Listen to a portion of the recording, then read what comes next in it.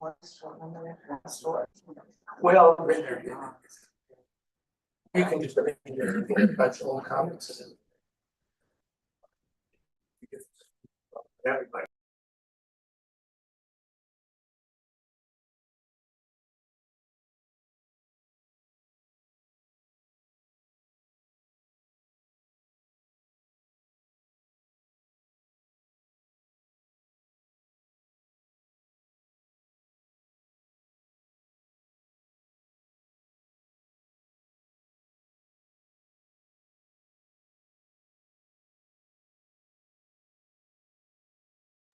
Yeah. We had a whole training on that bill. Did you really? And we all agreed on like a fresh test, which is something I got from another company, but basically no more than 50% I bill. And then only 1 foot on my porch, right? Difference. Like you said, this is starting to be done. We're not that's what like policy that we're gonna for the new buildings from Northwest Florida. Well, it'll be interesting how they legislate that. Yeah. Well, they can't, I mean, they don't have, or you can just go ahead and just make. Sure. It's already zoned. Oh, we were Yeah, gonna tie it kick to me the out. preservation manual. 'Cause there's already a lot. Basically, stuff on you. Yeah. Kick me out.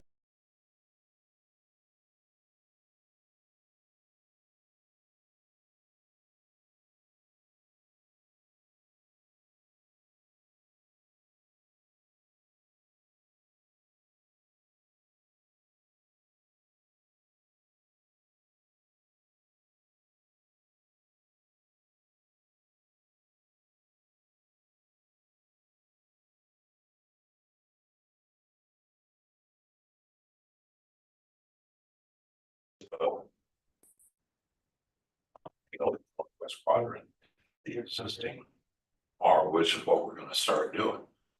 Maybe there's something that says there's certain areas of the northwest quadrant that like they're talking about in 1-story buildings.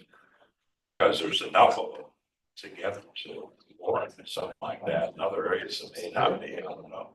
I could come out of next thing, we need to look at that whole 28-year-old plan, 27. You know, hand out for here, just an email. Got the hammer. Oh, right You here. can do a.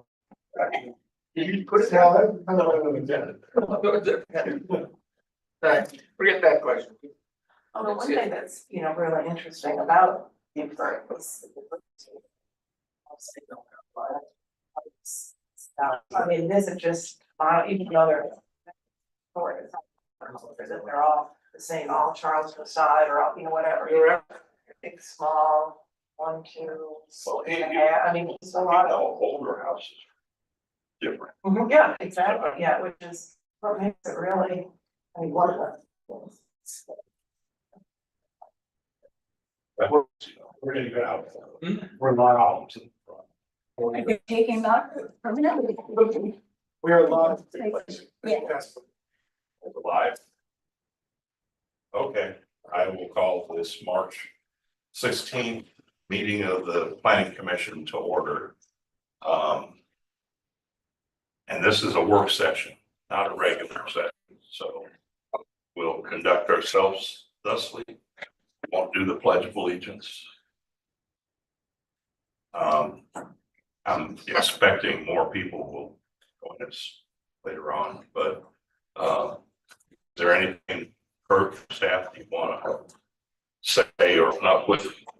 I think first is public comments, y'all. It's first on the agenda, so. Public comment. Okay, so I'll open to public comment if anybody would like to make any comments. Paul, yeah. Good afternoon, everybody. Paul from 16 Blade Street. I sent in some suggestions on let's see that section 2.6.3 and 2.5.1 were incorporated with some wordsmith, and thank you, whoever did the words. I agree with all of those changes. I think it makes it very clear and makes it better. Unless I'm mistaken, the changes to the frontage build out with patio were not included in your draft, and unless I missed somewhere in this document. Oh, I thought it was. And it may be error, I just didn't see it, but I would say that I think it's a mistake if some provision for that, frontage put out adjustment. In the case of the side patio, I think it would be a mistake not to give that flexibility to the developer. And so if I may just make any other comment as we go on. Yeah. Work session. Since it is a work session, that's perfectly fine. I think it's fine. Any other public comments? Is there anything online? No. Okay. Can I just ask Paul a question? Sure. Paul, is there a page that you think that the patio thing should be in just to make sure we catch? Yes, I think it fits best into 4.5.9.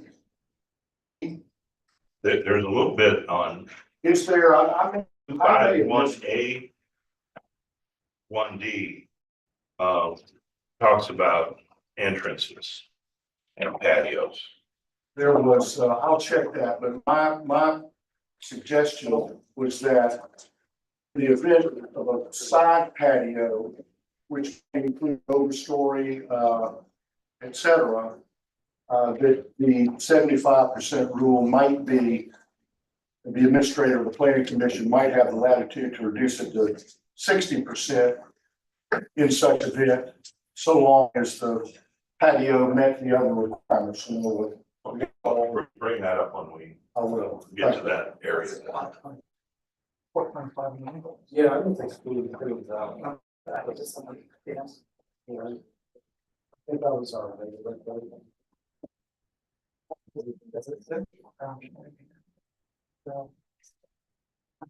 Yeah, that's it. Let me go to that. Do you think we have when we were talking to separately all these? So let me print it out there, but. I just missed it then. What page is, oh, there it is. It's right there in front of me. Let me go. It must be that. It's the last agenda item, chapter 4, 5. Okay. Two. It's like, I don't think it's in this printed package. It was sent out to everybody. It's a separate attachment.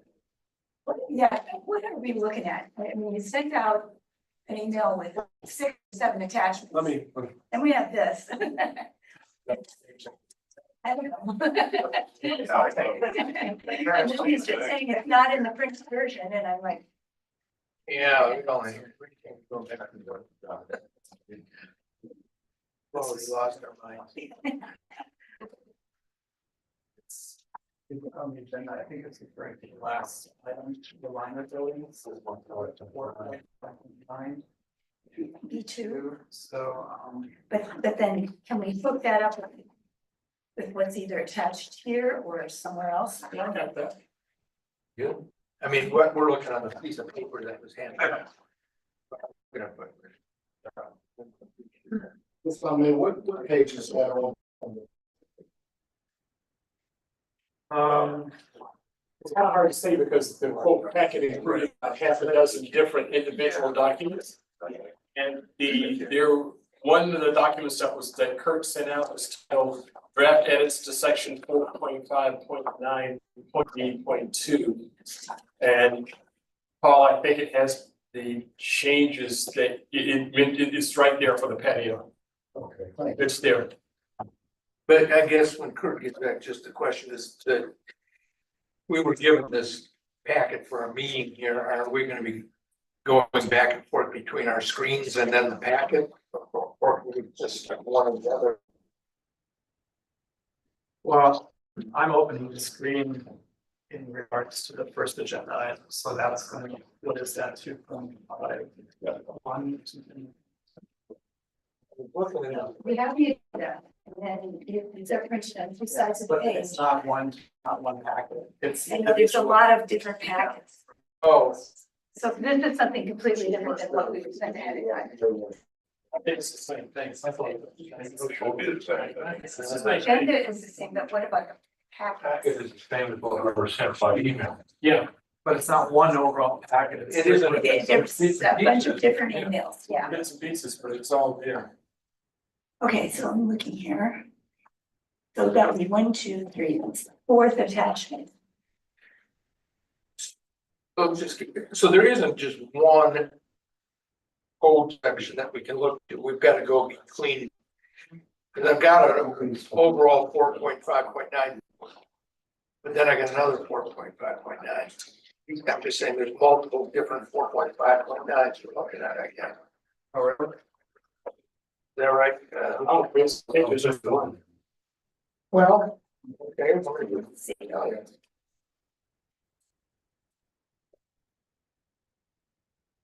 We're all brought up in the context of liner buildings, right? And on page 36 of the red line, green line, yellow line. This is what I got. You're looking probably the same thing, Cal. That's it. And where is it? Maybe it's there. There. Yeah, no, it's not. I don't see it there. Unless it. It's just like, yeah, something. That's what I'm just saying. We're looking at multiples. We don't have a cohesive. We don't have one common set of, we're looking at piece of paper that's the same section of the code. Unfortunately, but that's good. So is it on this one? I think you should ask me.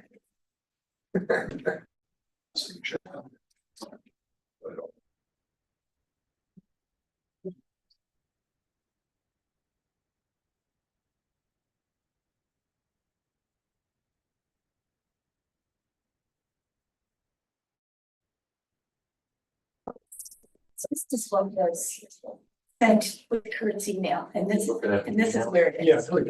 Yeah. So pass it down. I think that's what. Don't mind taking every time. Sorry, I think she just didn't print it out. One page, oh, sorry, I don't have it there. Yeah. We're passing. Well, I was gonna bring it up here, I said, go ahead and turn it on. I'll get to that. And it's just. Patio. I think should. So it's 4.5.9 into a I didn't have time. alternative frontage build out of this patio. Okay, yeah, that's it. It's in here. Oh, yeah. That's the one page. The other one wasn't, and I couldn't tell. All right, so let's, should we go in order, Kurt, with what you Yeah, have if you're for our done. agenda? The context, we'll- yeah, let's go in order. We'll catch back up with this. So, if you will, Kurt, why don't you go ahead and, take us to chapter 2. Yeah, the 2.5.1, 2.6.3, and the liner building, they're all kind of related. So maybe we could, but if you see 2.5.1, 2.6.1, and the liner building, they're all a little bit related. And then maybe the lot diversity and the bed and breakfast, I think, are separate. But and I know we have someone here for the bed and breakfast and someone here for the liner, so let's start with that alternative entrance. So that is on your first page, really on your second page there. So are we supposed to be looking at what you just gave us? Or are we looking at the attachments to your email, or are we looking at the handout that was on the table? It should be, the handout and the email were all the same, and I just didn't see the printout, I didn't see 4.5.9 in here. As Paul was talking, so maybe I could be wrong. Not in the Yeah, it's not in the handout. So There was the nothing- handout from today is up to date. Yeah, everything is just, I think Except Julie for just did, 4.5. she just didn't print it 4.5.9. Which I think Paul was mentioned, Okay, and so, now you have it printed, but it's the same version as you had on the email. Apologies, I kind of ran out of time, so that's a lot of, from our last meeting. But, we did make changes on all these things after the conversation. Yeah, I'm reading 251A.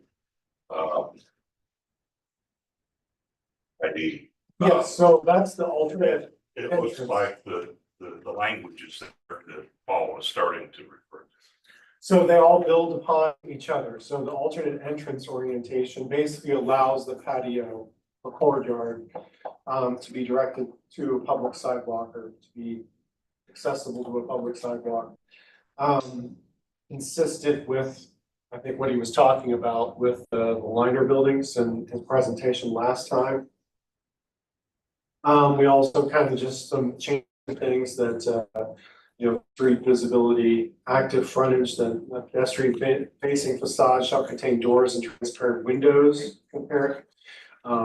Pedestrian design elements such as seating, landscape planting, paving, or outdoor dining areas, and no vehicular conflicts. So this is all really related from the liner building discussion that Mr. Trask was talking about and that we kind of were considering. So these would be part one of those changes to how to put this in the form-based code. So everybody's on page 2 or 4. And Kurt, as far as the colors go, should we just ignore the colors? Yeah, I apologize.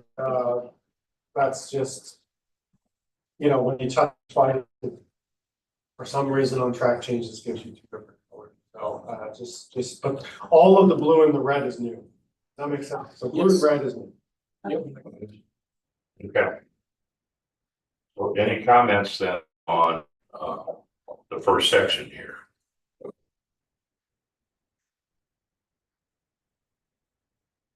So, everybody's agreed with this section? All right, so Kurt, let's move to 263. 263.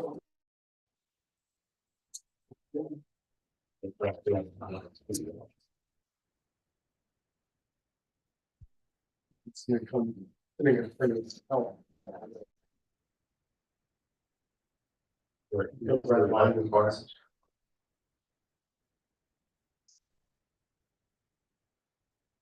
Okay. So basically, I apologize if the red line here didn't get printed.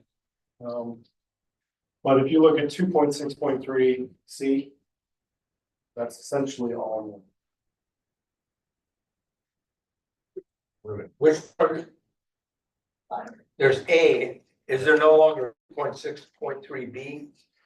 Yes, there is, but what he's saying is 2.6.3 C is new. C is new, so that's just a formatting. I apologize. Okay. I haven't been. A is the same A is, and yeah, I'll have to. and C is new. And it'll become B. It'll probably become B or B. Apologies. I had a couple of comments. You look at 263, the heading sentence, buildings located near significant intersections should. And if we're outlining this, I think that should be a shall. That's what we're asking to have done.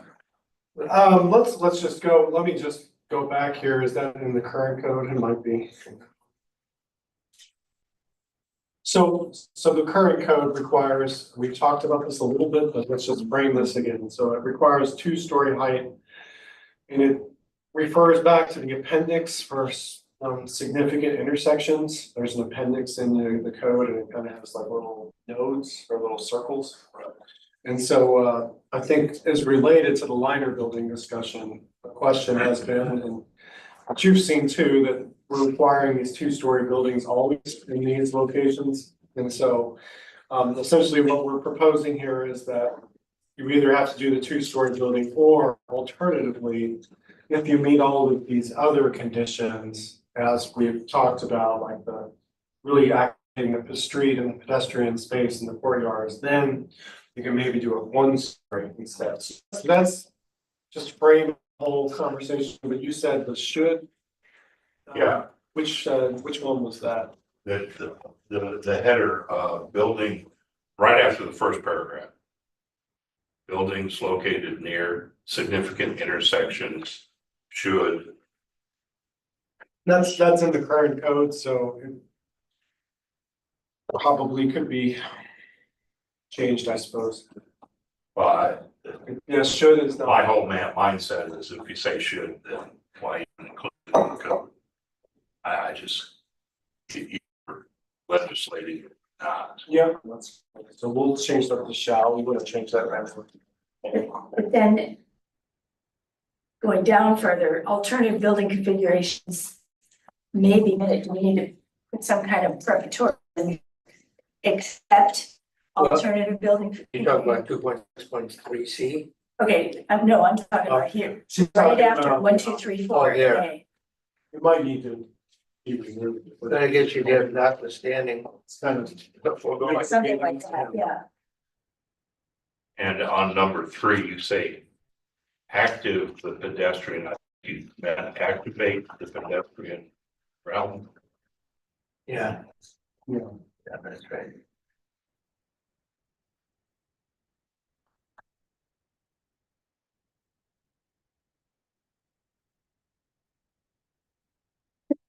Let's go through all this or.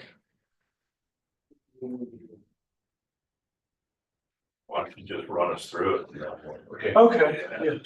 So the first part is kind of already in the code, so, for the most part, the 2-story height requirement. Yeah, well, that's true. It should be shall, but, I guess we'll just start there, 2.3. So everybody understand the point? I think it should because we're kind of recommending, so, but do you feel like that's a strong enough? Recommended? I agree with Mike, it either should be or shouldn't, yeah, it should. It either is or it isn't. It's not, it's. I don't want it.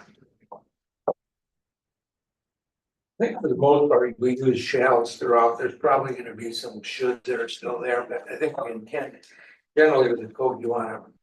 Yeah. Do the way Mike says. This is all actually new. Yeah, this is a new section. I mean, yeah, I think you could go either way. These sound like, they're more like subjective. These are like our goals. This is why we're doing this. So I think you could, you know, it's not like quantifiable, but I mean, I think we could go either way. I see what you're saying. Yeah. Sort of explaining, you know, why the rest is. Yeah, I think with there, you know. Libby's point being is sometimes, yeah, if it's just sort of setting the stage, then it can be a should, but if it's telling you whether you only. It's gotta be 10 feet. Yeah, Should or shall be 10 feet. Yeah, exactly. Well, all the conditions have shall language. Yeah, I mean, I think maybe we need to break it up. As the very first paragraph says intent. And that's the goal. And then the rest of this is details. And I think maybe that is where, maybe that could be B. You said the very first paragraph says intent, where are you looking at? Looking at 2.6.3.8. Oh, instead Yeah, of it's sort intent. of explaining the whole thing. It would be nice to, when formatting to Yeah. bold things.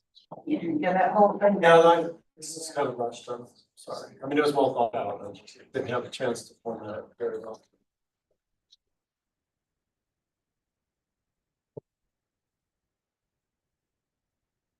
So do you understand what I'm saying? I think we could have 2.6.3A intent, do that first paragraph, and then start 2.6.3B with all these specifics.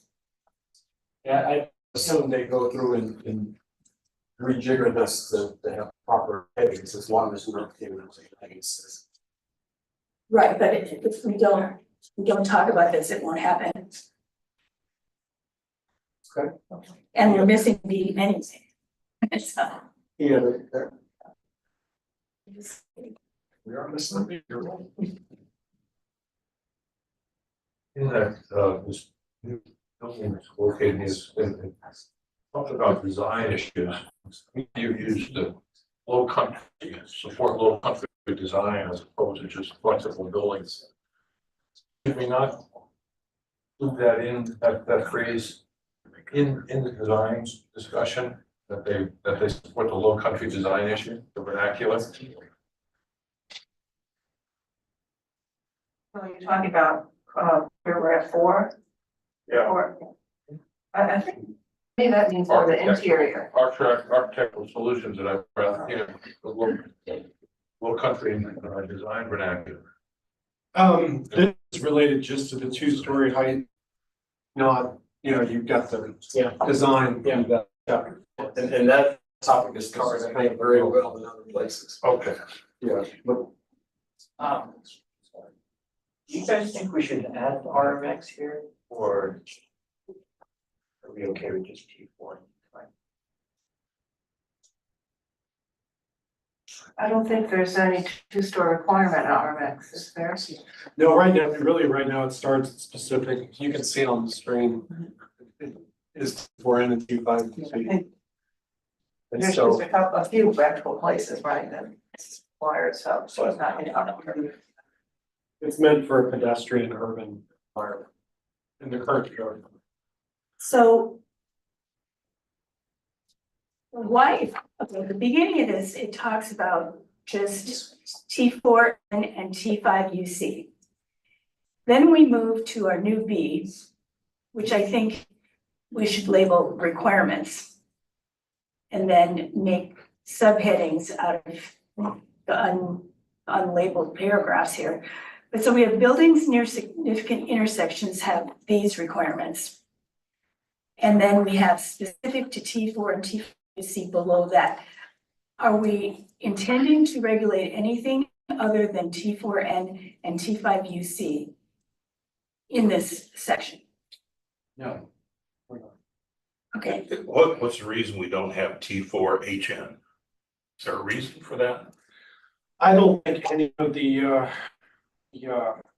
intersections from the appendix are in T4 agent. So I have to double check that, but I'm pretty confident they're not.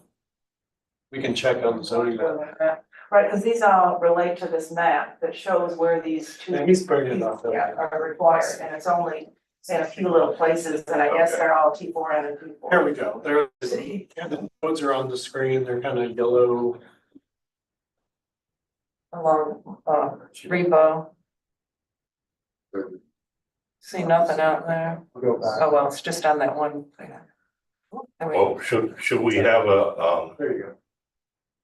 cross-reference here to the maps? Yeah, I it's a think- defined term. Yeah, it It's a says defined C, term. street hierarchy diagram in appendix C.3. So that's C.3, right? Okay. Well, as you can see on the map, there's some in T5, UC as well. Yeah, and that's why it's T4N and Yeah. T5. well, I think that there's something confusing about having this first section and then having a second section that says specific to T4N and T5UC. It looks like that first section is meant to apply to some other stuff possibly, even though there's the language at the beginning. I understand what you're saying. I think that's, I apologize. I think that's meant more as intent, whereas then you're getting. We kept the existing section where there was specific and then added all this intent ahead of it. So maybe the better way to do it is maybe put the intent that is specific to zones and then actually have 1, 2, 3, and 4 and. Or you could, well, see, because what happened in the old code, it didn't have this intent, so the thing, the reference to this map was right up front. So you got it, okay, this only applies to that, but now it's buried down in there. So you could do an applicability paragraph. You could even, Something like that to start off. you could even, That's a good you could even use the label 2.6.3, two-story height requirements in T5, UC and T4N. You know, you put it right in the label. How about we put. You take specific to zones T4N and T5 UC as Libby, and put that first. 6.3A is an applicability. I think a lot of these sections start with an applicability, or some of them do, so that would be out of, Grab the current code yeah. and then. But the next thing is A purpose, B applicability, so I would say adding the applicability would be consistent with the formatting and get people Specific to zones, T four. on the right track.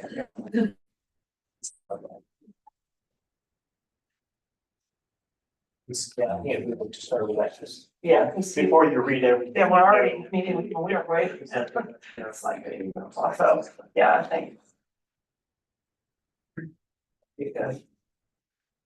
Because if you're not in one of those zones, you just get the whole thing and move on.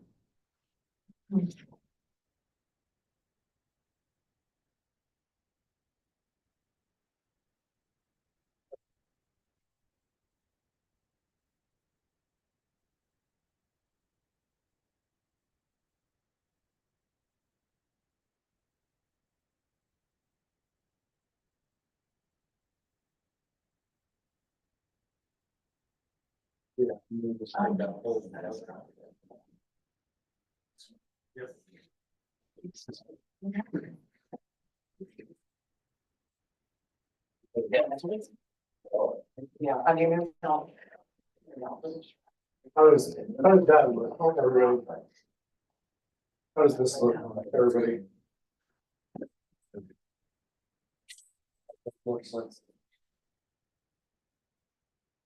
Yeah, that makes more sense. I would put a return right after the word intent so that that text is below it. Because that, yeah, this makes it stick. Right after the word intent, I'd do a return. And you get rid of the, get rid of the semicolon, colon. I think that, the B needs to be labeled differently, like something like requirements. I mean, 2.6.3 I think it makes sense as intent, actually. Okay. So here's the intent, and then you've made this C. And then, but C continues, if you scroll. See, that we need more labeling here. Requirements for buildings located near significant intersections. And this needs to have something. And then this is yet another part of the section. You see what I'm saying? I'm sorry, I'm jumping around, but I can't see anything. Cataract surgery coming up in 10 days.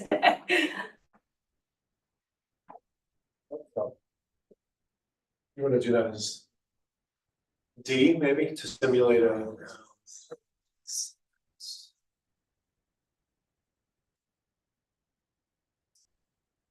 Okay.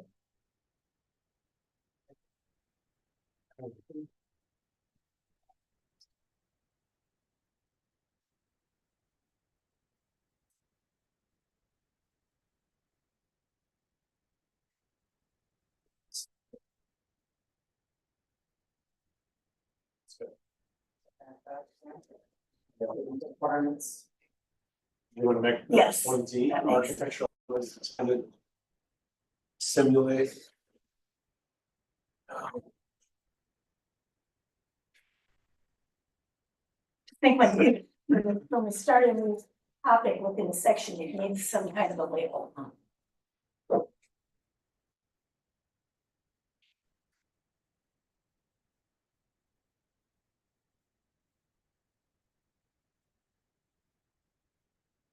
That's for a two-story minimum building height.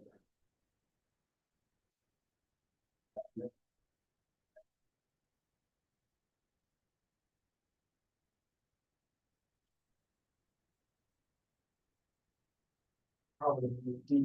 I'm trying to think of what the name.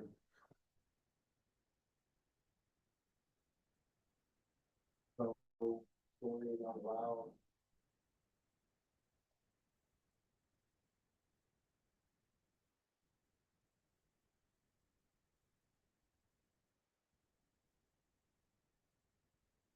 That's a separate section. Maybe it doesn't. I don't think it does, because it just amplifies what's five, I guess. Yeah, it could be five, yeah, Just leave it alone. yeah, I can make it five.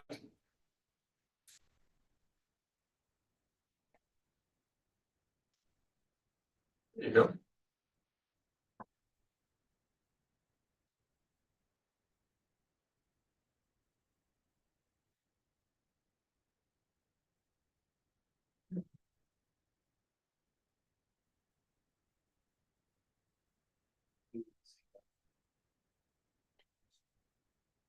Actual requirements. Standards or. Story standard.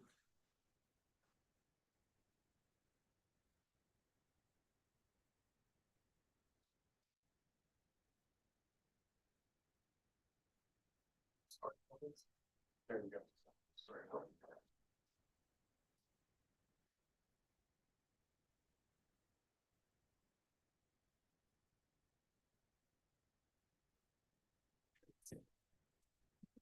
Yeah.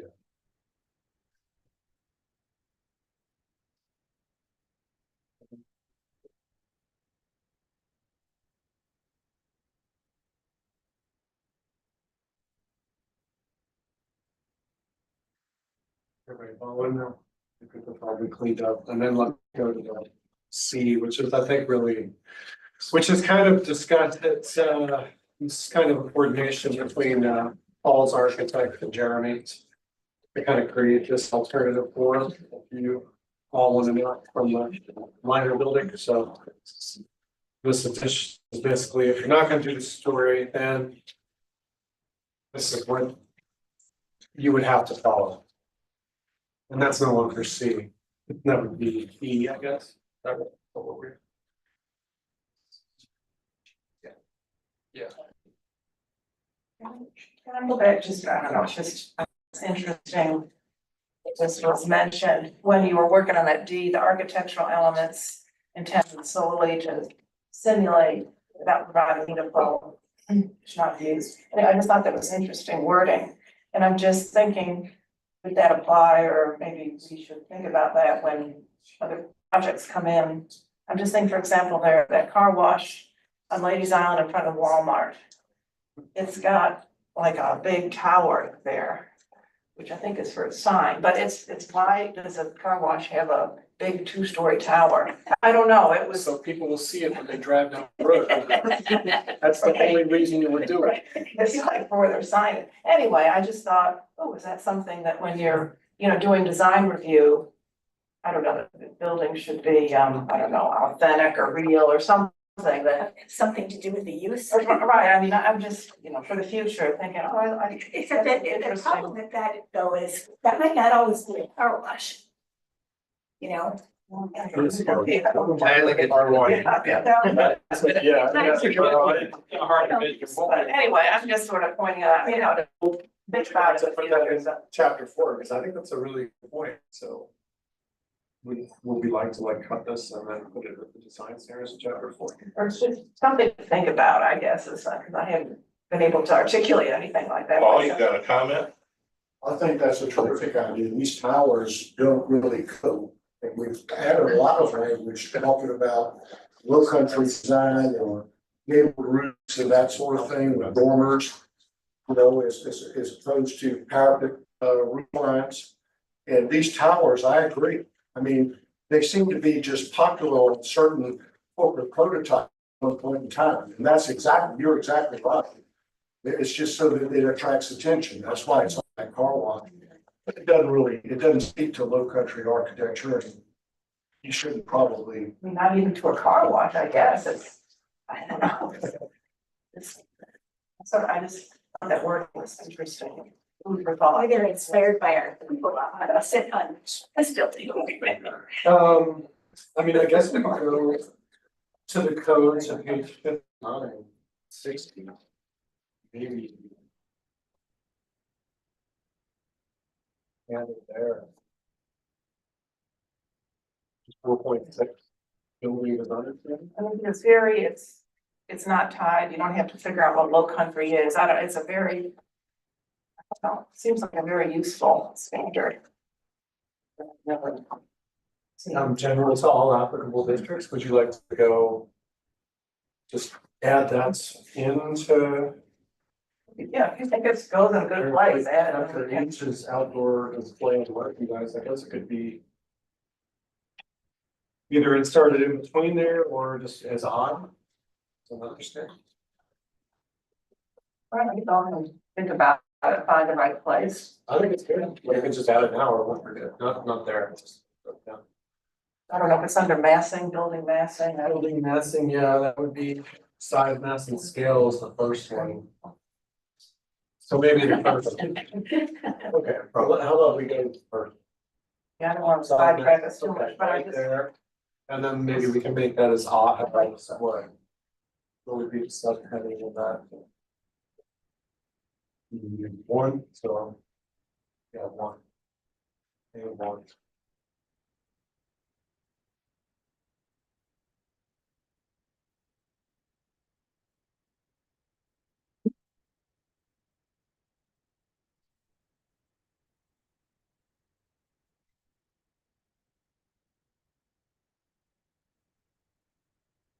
The other comment.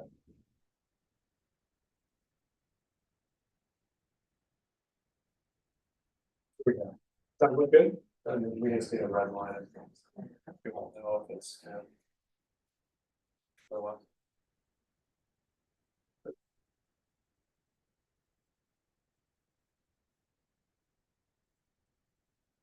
Better place for it. I mean, I think that's the place for it.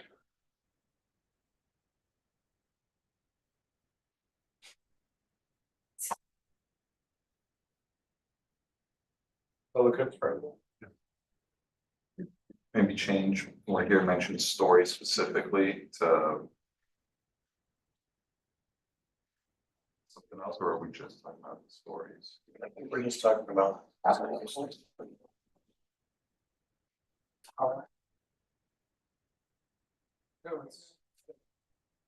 So just on that point, on number 6 on page 2 of 2, at the bottom. Your architectural massing.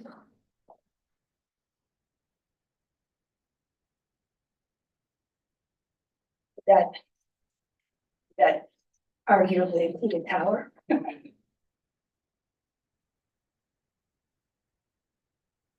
because the tower by its very definition sticks out like a projection separate and above everything else.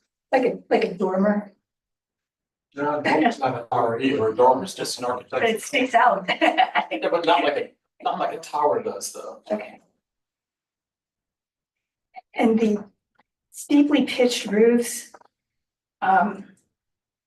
Is that really Low Country vernacular?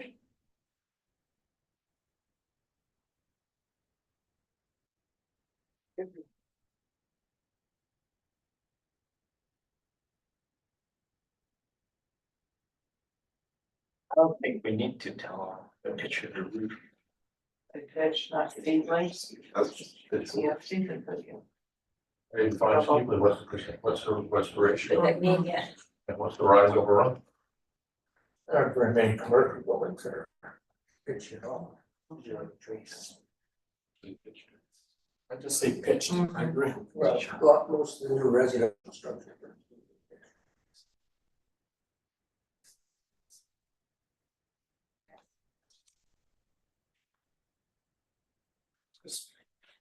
Sounds like we're doing good now.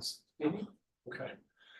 And I think we have to talk about how this came about. This is a good collaboration, this section. This section specifically, it's a collaboration between Adam Beardy and Jeremy Tate, kind of I think you had the presentation from Adam, Paul's architect, like last time. And so they were really trying to, figure out a section that would create what we were talking about. So the first section was pedestrian entrance, was, the alternative entrance, and this is creating this alternative 2-story ratio with the liner building. So it's just in those places. those intersections. So is this all making sense to everybody? So I think they've done a pretty good job. Yeah. Apologies for the formatting, but not. Looks like we fixed all that. And again, I see the word forecourt in here. I Seems think like we talk about this every meeting. Yeah, we like time left it in, so. I thought we agreed we did not want that in. Well, this is specific to this kind of, yeah, I guess we can get rid of Why it. would we want it here and not allow it anywhere else? The uses are different. What's value added about a forecourt in a situation like this? I mean, I think it's probably gonna be hard to do a forecourt on a commercial building like this, so yeah, maybe we should just remove Wouldn't it it. be a recessed, I mean, a deeply recessed entrance, I mean, wouldn't that be what it amounts to? Yep, I mean. Which may. For commercial.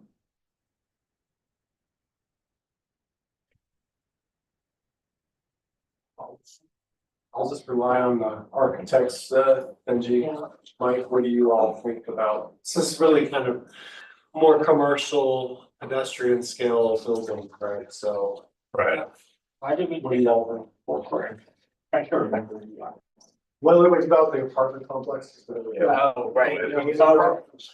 Yeah, people were gaming them and. I think it's okay here. Yeah. Um, One of them, give it. I was talking to. I think the massing is gonna be different, right? Mhm. And so a forecourt in commercial buildings should be different than what we're talking about in apartments, so I don't know that I have a real problem. So it would have to be 12 by 20 feet, so that's a pretty decent sized forecourt, maybe that's the way to think it. It still has that percentage requirement or. The frontage percentage, so.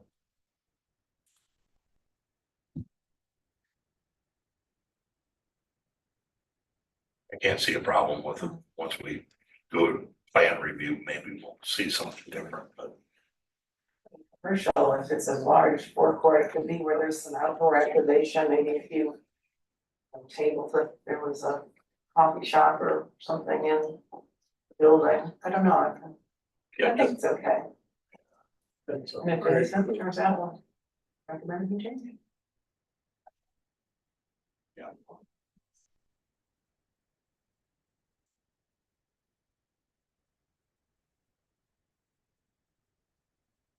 All right, so So everybody's good with that?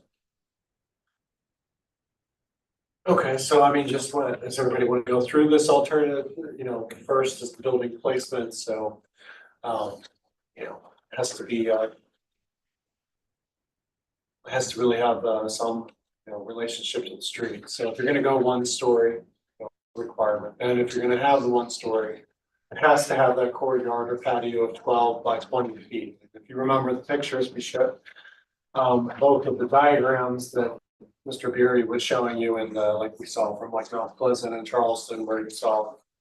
Patios lining, one-story patios lining major streets.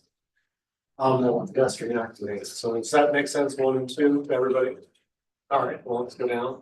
So basically, if you're gonna do one story instead of 2, you have to have a pedestrian courtyard of some sort, of this size. And then. The access, which we've also changed in the previous section, everybody was good with. Is it has to have 2 of the following, so it's kind of an a la carte thing, you either have to have seating or outdoor dining. Landscape planting, including canopy trees. Low walls or planters to front the space, or shade structures awning or similar pedestrian amenities, so. It has to be kind of a pedestrian related use with all, I think really the question is. Do you want to have more than 2 or, a collection of all the things that would be that pedestrian kind of activation? I think 2 is sufficient.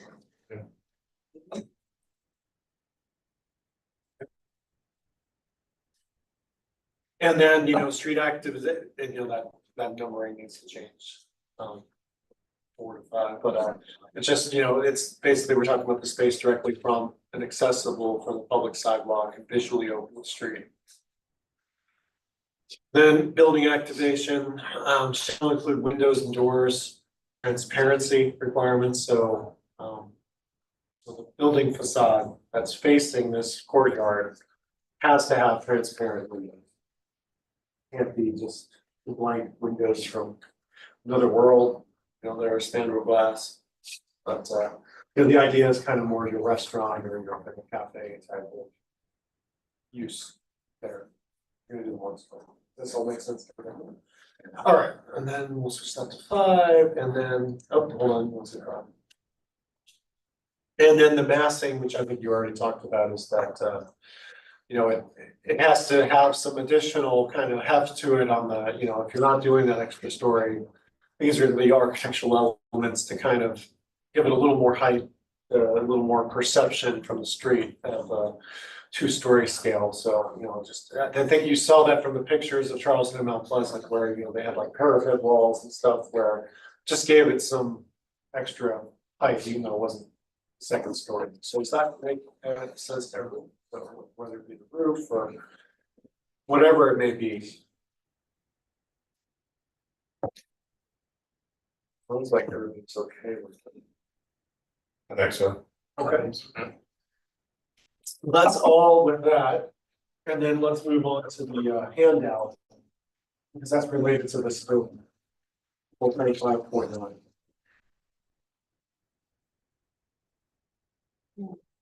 So I mean, that's, as you know, from the last time we changed the code, every time you change one section of the form-based code, you have to change like 5. So you can see by just making this change, we can make, you know, changes, 3 parts of the code that we changed, so.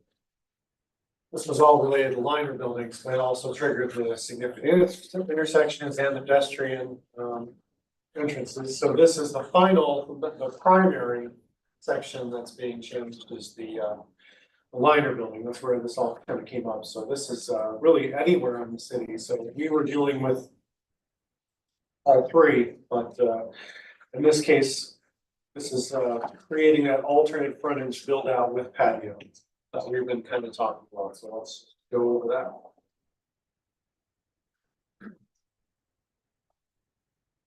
And so again, this was a collaboration between the 2 architects. They made kind of the recommended changes. I'm sorry, it's in different. The multiple people were looking at this. It's all the different colors, but if it's blue or red or purple, it's a proposed change. So, you know, basically allowing the reduction of the build out to no less than 60% of the lot width. So right now it's at 75%. And that's only if it's designed as an active pedestrian patio or courtyard. So again, right now you have that in T5 UC and T4N, you have that required build out of the building, right? But if we're gonna have pedestrian kind of alternative pedestrian frontage, you know, there has to be some give on that. And so that's the give. And then once when you do that give, and I think the question is, if you want, I mean, as our administrator, but I think in most cases, it's gonna be the planning commission. So that's something we might need to think about. It's I guess it's good to have the administrator in there if there's a change of use. But you know, then if you meet that and we reduce it because you're doing the alternative, you know, you're doing the patio, then you have the dimensions. You have all the requirements. So 1, we already talked about the 12-foot. The last one, 2, we've talked a lot about those, what those pedestrian activations are. Those are outdoor seating, cafe space, gathering areas, or similar pedestrian activity. We already talked about direct access, so this is all kind of mirroring each other, directly accessible from public sidewalk. We talked about the visibility, so again, they mirror each other, so the windows have to be completely transparent. Street openness, the patio shall remain visually open to the street and shall not be enclosed by opaque screening or walls exceeding 3 feet in height. So I think the idea here is if you're both on a car or you're a pedestrian, I think everybody's been in the cities that are usually like very hip and where people want to be when you have you know, even with cars where you have all the corners, etc., where you know, you can see those tables and it kind of invites you in, you know, even if there's a street there. So let me just ask a question about the prohibited uses. no parking, loading, trash storage, or service functions. What if you wanted to have like a little hot dog wagon or something like that out on your patio? It wouldn't be a permanent structure, but that might be something somebody might want to do. Yeah, I don't think that would be restricted. This is just a restricted from parking or trash. Just kind of keep it open to the, pedestrians. So I mean, I think, I was thinking Fort Collins, they have some great corners where there's pedestrian, a bunch of patios, but you think even of Paris and you got streets. You have like the corner cafe with on the main, on there, there's the street, right, with cars, and there's the corner cafes on the corners. I think that's what this is really trying to require, and so you wouldn't want that to be blocked, you want it to be buffered, right?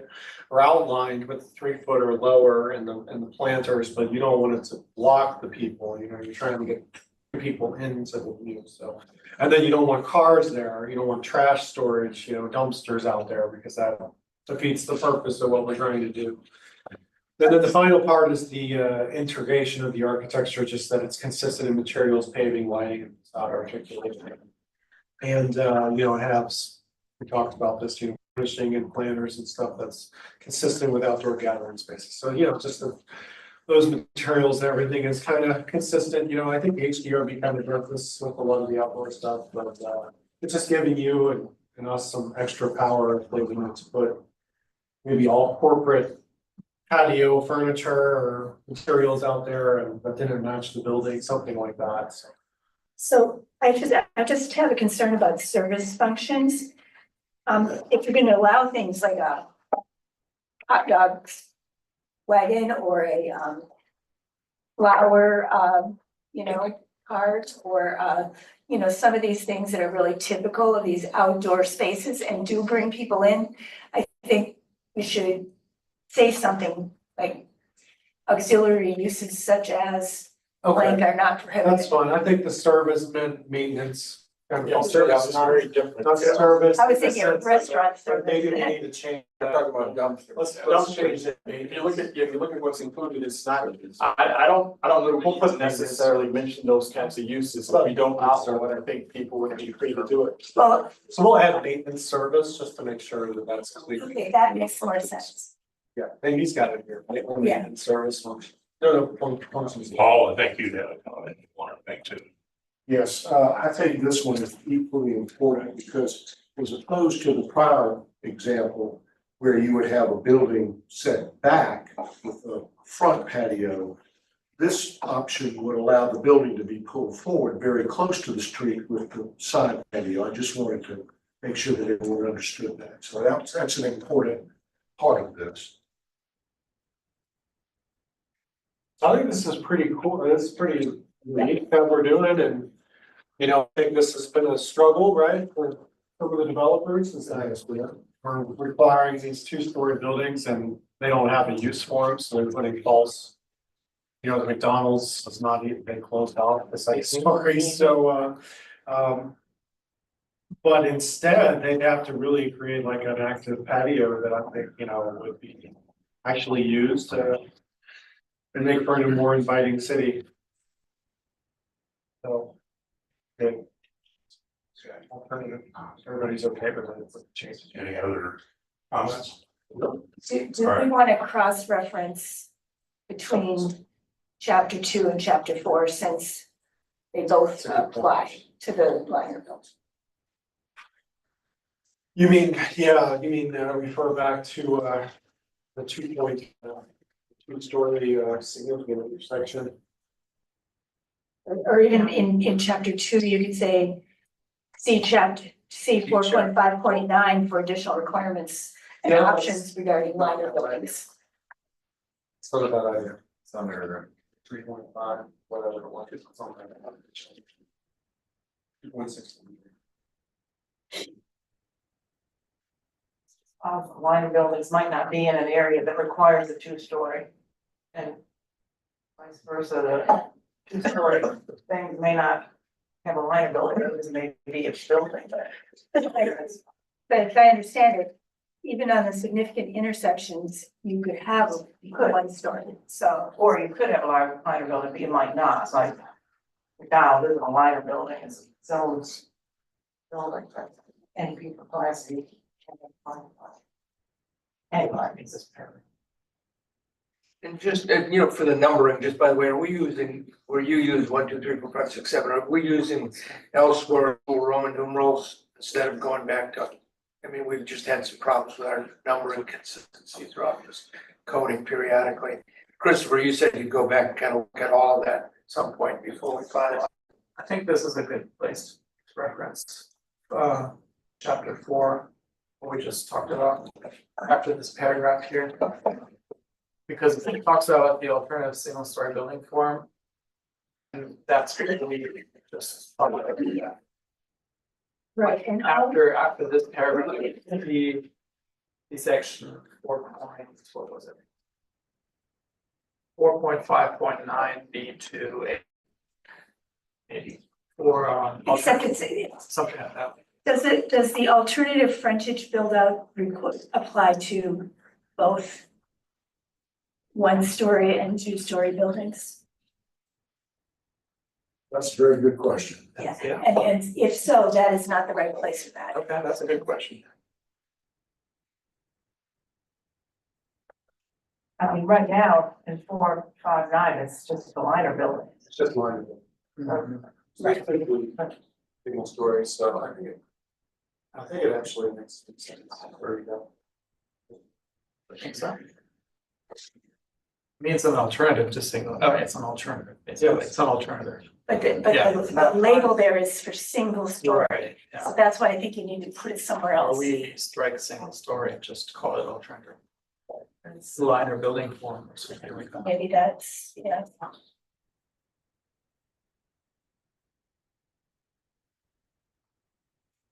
Well, but it's not always all liner building, I think. Okay. I think it's fine the way it is there. You can say, And I don't think it's hurting anything, you can because say like specific to liner buildings, he said in. Yeah. Could be that, yeah. there we go.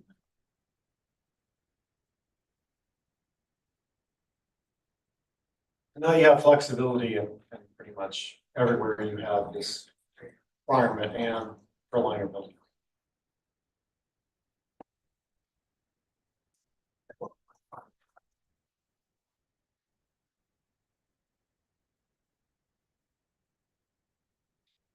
What I was saying there, where you had that earlier on that 4.5.9, just that numbering, it's all kind of. There, I think. Again, needs to be looked at, because it gets confusing, jump around. Go back to 4 point, when you're done doing this part. Before a clean copy is issued, right, of not a reading without that. Numbering. Yeah, I mean, usually if we're going B to little a, then I think we've elsewhere in the code go to little numerals instead of. Large numbers again, you hear what I'm saying, Christopher? Yeah, okay. Yeah, we have to fix all of that, I think. Yeah, because when it just jumps to 3, all of a sudden it threw me off.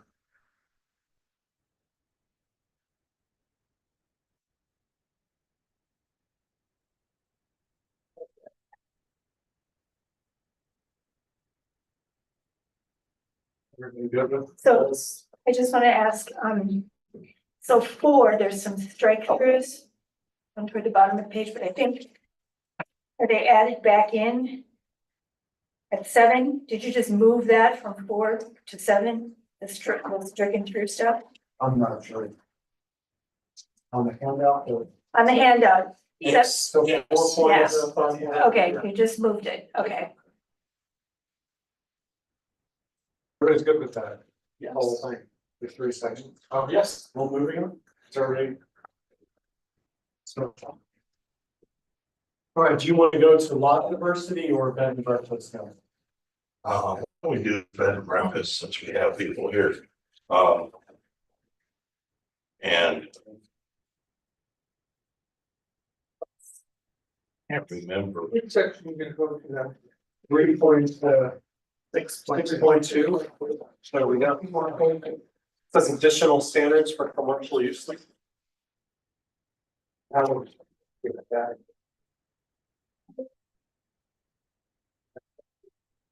On page 15, I think is what was on the table for that one. It's not too far. Building design and input standards. No, it says additional standards for commercial use. It's page 15 of 59. Yeah. So. Yeah.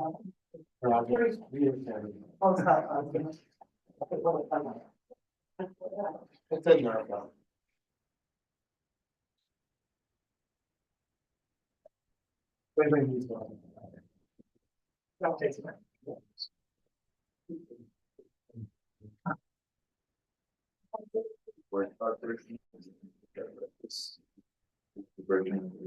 Yeah, I got it. All these, the things that were handed up today are pages out of 74, not 59. It's actually page 6. Go through page 6 and you find the page numbers are all. 2 pages or 1 pages? All pieces from the code, yeah. One page. Real early on in the packet. One by one. See if you can find it for me.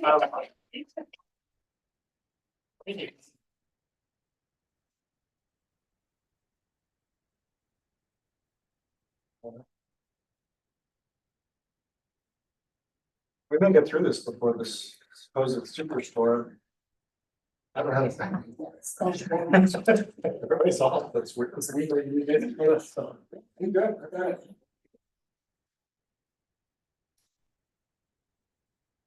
Does everybody have, and we have extra copies,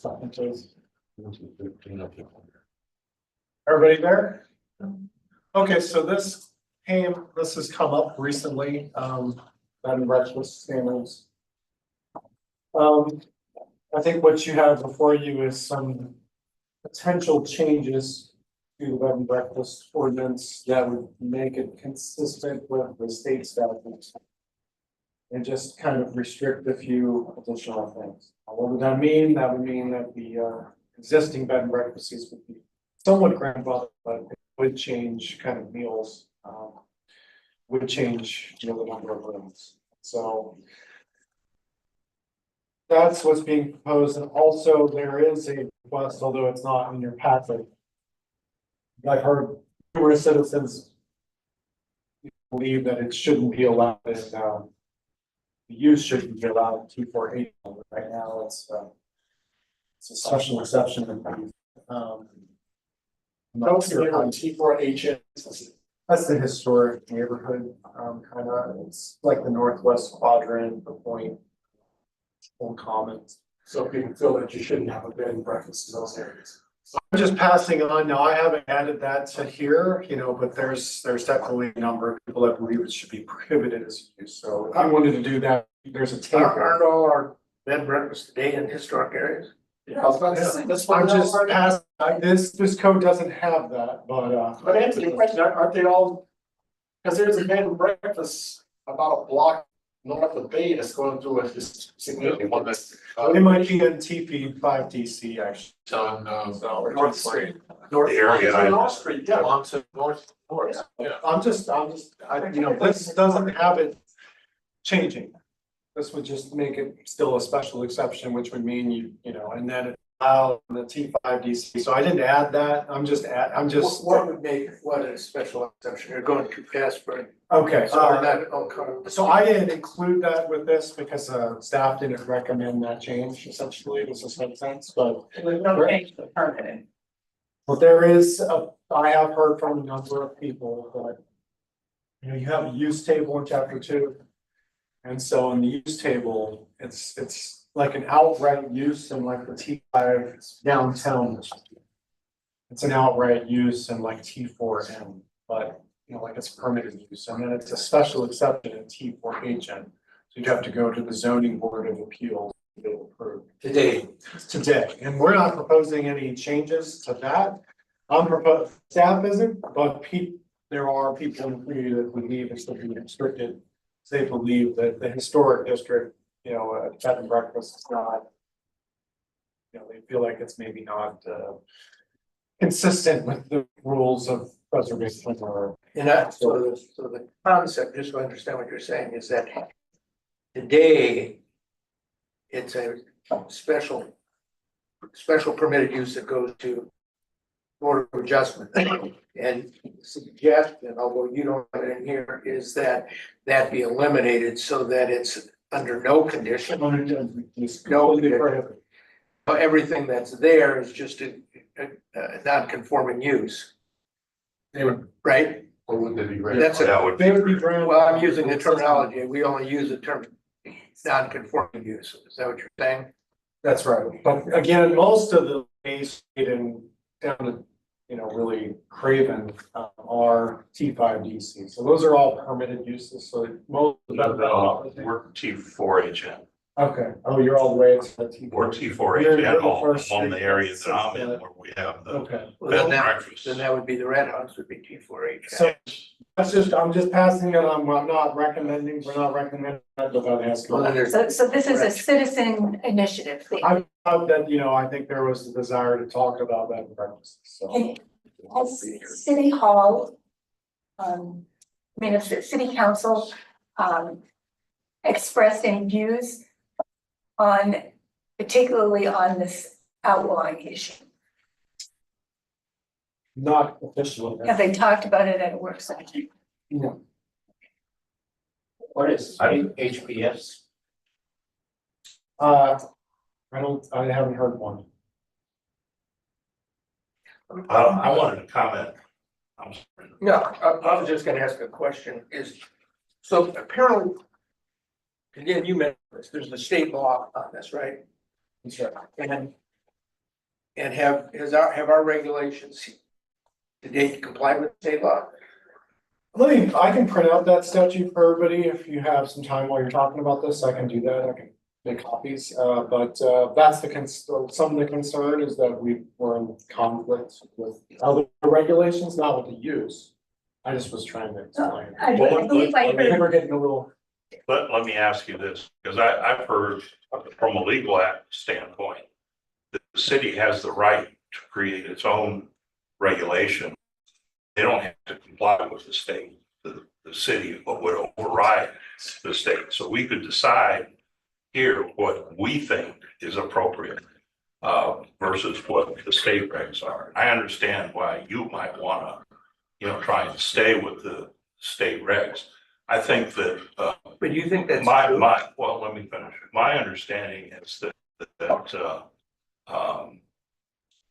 we, as the city of Beaufort, have a different tourist component that other places don't have. Now, maybe Charleston does too.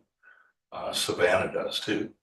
But because of that, I think that we would be different than what just in general the state might say would be a general regulation. I think that we have people come here from all over the world, all over the country. And some of them like to stay in hotels, some of them like to stay in breakfasts. And I think that what the city here should be offering to the community should be what they're looking for. And that is the ability to stay in places that are historic in nature, which most of the bed and breakfasts are historic in nature, and enjoy the community of the city from that standpoint, as opposed to a hotel. So from the separation of should we stay with state regs or should we take a look at what this community really needs to service people that are both here and that are coming here. I think that's a very good point, but I have definitely heard presentations by citizens, and I believe they were work session city council, arguing about the state law issues and so forth, and talking about a particular bed and breakfast that they deemed not to be compliant. What I hear from that is a lot of it has to do with special uses such as events, and also expanding the concept of bed and breakfast basically being a hotel, Yeah. serving other meals and, besides the muffins and the coffee in the morning. Also behavior of some of the maintenance people, dealing with trash, dealing with landscaping, dealing with those kind of things. So, what's your point of view on? I was just wondering, do you have a thought, Mike, on I agree with you that we need to offer options to tourists and that they're wanted and needed. But what about some of those other issues like the events and I think they serving? fall into two different categories.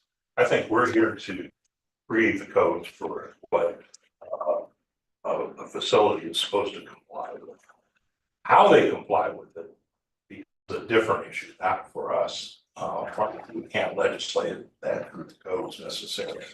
There are certain things that we can legislate through the codes. And you either meet the code or you don't meet the code. So I think what I'm saying here is, I think we need to write the codes appropriate. They need to be appropriate for our community. And the use that we have in the community or the kinds of uses. Now, one of the things, I know a lot of the different bed and breakfasts, because I'm in that area. And quite frankly, bed and breakfasts struggle to all stay valid financially. And so they look for different venues that they can use to attract people to that bed and breakfast. The bed and breakfast, in large part, usually has a larger venue area that they can use to attract people for different reasons, for different functions. And Kurt, I may be wrong, but I believe that isn't there somewhere in the code where it says you're allowed to have like 10 large venues like weddings per year? Well, that's the code word. So this is a conditional use in most of the zoning districts. So what you're looking at, 3.6.2 and then C.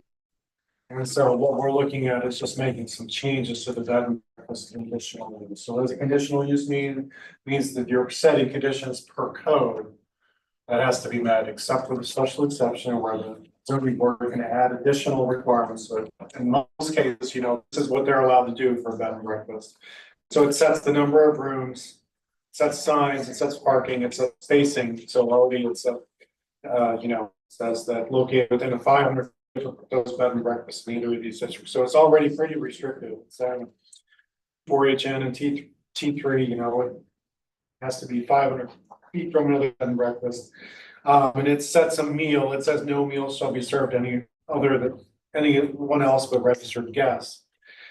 It allows some events to registered guests. And I think this kind of had and I gave a presentation. There's been some concern that some bed and breakfasts that have been serving meals to people beyond guests, serving not just breakfast. And then there's concern that events of all sorts have been happening, not just to residents, and that also that owner occupied bed and breakfast is not happening, and that basically there's just a manager on site instead of an owner, whereas traditionally a bed and breakfast has an owner on site, and that's very common throughout the country. Is that if you go to New Orleans or Savannah, you have an owner, and then has to be on site for the bed and breakfast, just like your ADU concession. And so I think those are kind of the main concerns, and that it's not been,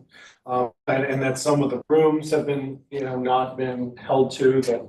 Says 10, the way it's, the back part is that it hasn't really clear on what a guest room really means. And so that's been exploited, if you will.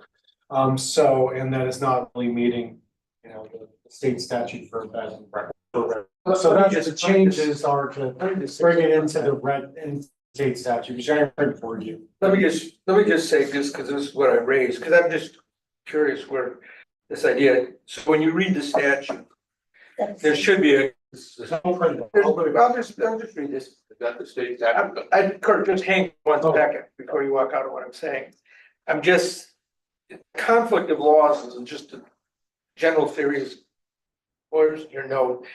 It's always involved in statutes and other things, but particularly in rules and statutes. And so in the state statute, 629/960, there's a provision that says conflict of laws. The last sentence says when the provisions of another statute require more restrictive standards that are required by the regulations made under the authority of the statute, meaning the regulations we're writing, the provisions of the statute shall govern.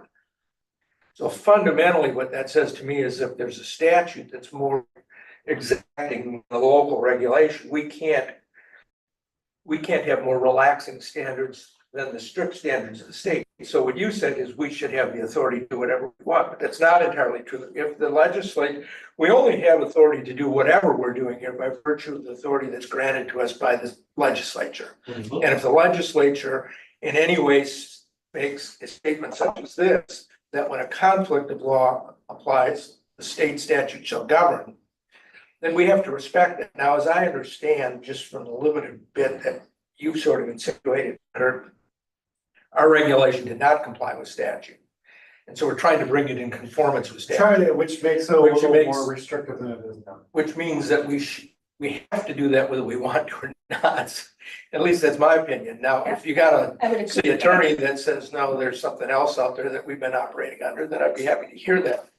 But it would ask to bring it under the authority of the state statute while we're looking whether we want to include other things in it. Now, we have some authority to go beyond that, because we can make it, you can go beyond, yeah. But I think we need to get, out of our, well, he may, out of our attorney. Well, there is a present lawsuit on this, Yeah, and I understand that. But well, it makes it hard for us to write a regulation if it seems to me that we got to deal with this before we write another regulation. We have to understand, do we have to start with the fact that we have to comply with the state statute, or can we just go and do whatever we want? Well, it also might impact grandfathering. Well, Because if the regulation was adopted in contradiction to the state statute, allowing more, for example, that may be what the lawsuit's about. I haven't seen the it lawsuit. doesn't really That might be a grandfather. problem for existing bed and breakfast operators. Well, it's complicated because the only way you're grandfathered is if you're legal in the first place. And if they're legal under the city ordinance, but not under the state statute, that sounds like illegal to me.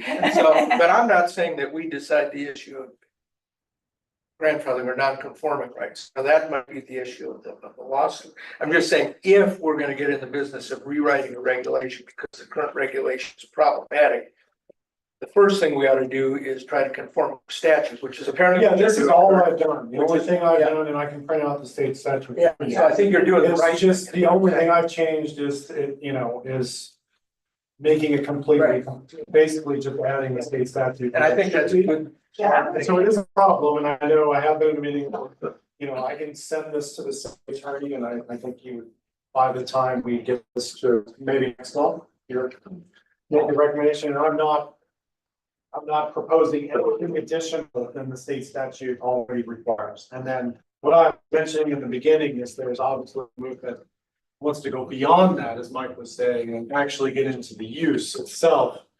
Use itself is pretty much spread throughout all the districts, and they want to start. Well, and we have a number of bed and breakfasts, and quite frankly, right now, they offer meal service.